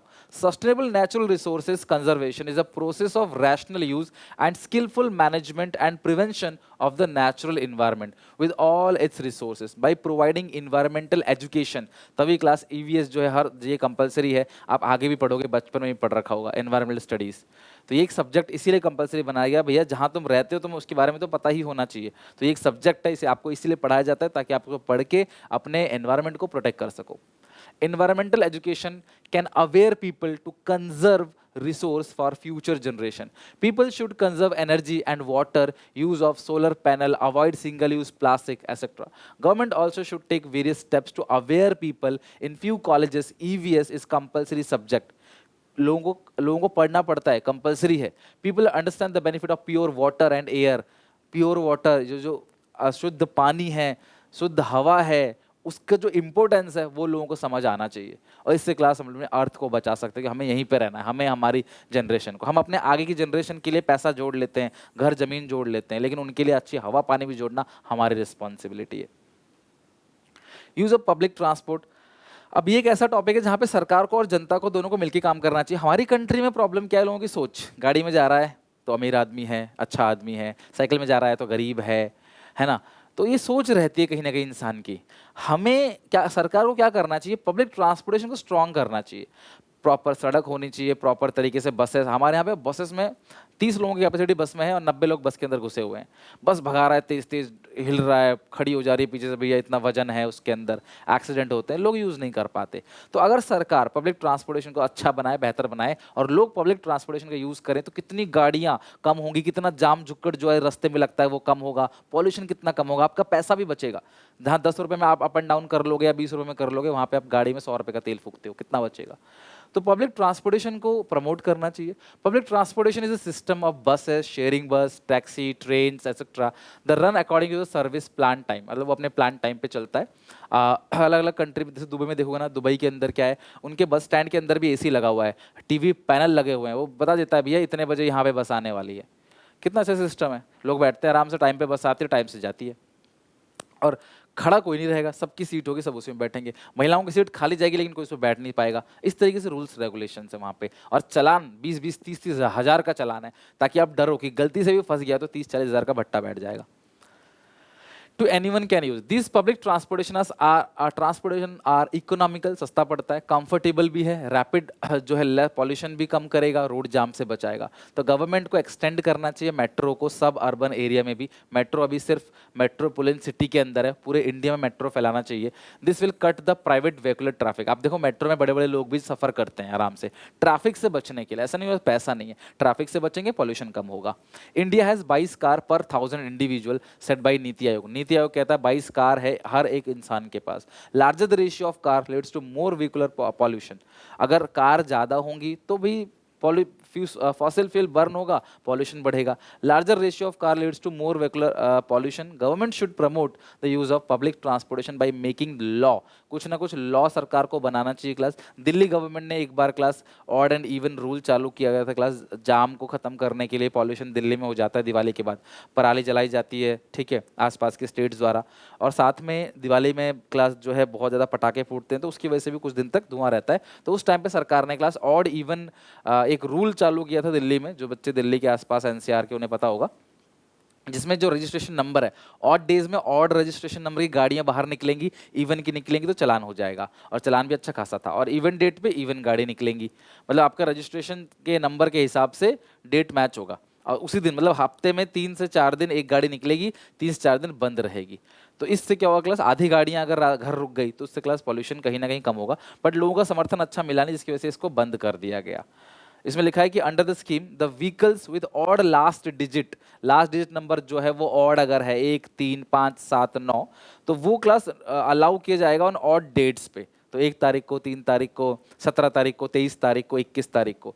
And these with the even last digit will allowed on the even dates. तो डेट के अकॉर्डिंग, इवन डेट पे इवन गाड़ी की नंबर लास्ट डिजिट का, और ऑड डेट पे ऑड गाड़ी की नंबर। वॉयलेशन ऑफ रूल, अगर आप इस रूल को तोड़ोगे 4000 तक का आपका पेनल्टी भी लगाया जाएगा, फाइन लगेगा। और 1986 में सरकार इन्वायरमेंटल प्रोटेक्शन एक्ट लेके आई। ध्यान रखना क्लास, 1986 में सरकार कौन सा एक्ट लेके आई, इन्वायरमेंट प्रोटेक्शन एक्ट। क्योंकि class Bhopal gas tragedy, urban carbide company, union carbide company एक कंपनी थी, जिसमें क्लास भोपाल में एक ऐसी गैस ट्रेजेडी हुई, 5 लाख से ज़्यादा लोग, 5.5 लाख से ज़्यादा लोग अफेक्टेड हो गए उससे, सरवाइव किया उन्होंने क्लास उसमें। और साथ में लगभग 15 से 20 हज़ार डेटा माना जाता है, 15 से 20 हज़ार लोग जो है उनकी जान चली गई। सोचो ऐसा गैस लीक हुआ, मिथाइल आइसोसाइनेट करके कोई गैस है, वो रिलीज हुआ। और क्लास 3 दिसंबर, 2 या 3 तारीख, 2 से 3 दिसंबर के बीच 1984 में, 2 to 3 दिसंबर 1984 में ऐसा गैस लीक पूरे वर्ल्ड को दहला दिया गया। भोपाल के बच्चों को पता होगा क्लास, भोपाल गैस ट्रेजेडी, आज भी बच्चे वहाँ पे पैदा होते हैं तो उनके अंदर क्लास वो असर पाया जाता है उस गैस का, मिथाइल आइसोसाइनाइड का, ठीक है। तो उसके बाद सरकार जागी, बहुत कार्रवाई हुई, बहुत पूरे वर्ल्ड में नाम खराब हुआ। उसके बाद 1986 में सरकार लेके आई एनवायरमेंट प्रोटेक्शन एक्ट 1986, ठीक है। तो ये है सारे के सारे पॉइंट्स जो सस्टेनेबल डेवलपमेंट की स्ट्रैटेजी है। अगर हम कंट्री में चाहते हैं सस्टेनेबल डेवलपमेंट हो, हमारा अर्थ अच्छा रहे, हमारी पृथ्वी रहने लायक बने, हमारे फ्यूचर जनरेशन जो है प्योर हवा, प्योर पानी तो हमने खराब कर दिया है, आगे आने वाली जनरेशन को प्योर पानी नहीं मिलेगा पीने का, सब बोतल का पानी पियेंगे, और साथ में हवा भी खराब कर देंगे, तो क्लास यहाँ रहना लगभग नामुमकिन हो जाएगा, ठीक है। तो ये चैप्टर क्लास यहाँ पे एंड हुआ। काफ़ी बड़ा चैप्टर था, बहुत कुछ सीखा हमने इस चैप्टर में, बट फाइनली ये चैप्टर एंड हुआ। तो आई होप आप इतना पढ़ के समझ के याद करके आओगे। अगला चैप्टर हमारा आखिरी होगा और इसके साथ हमारा सिलेबस पूरा खत्म होगा।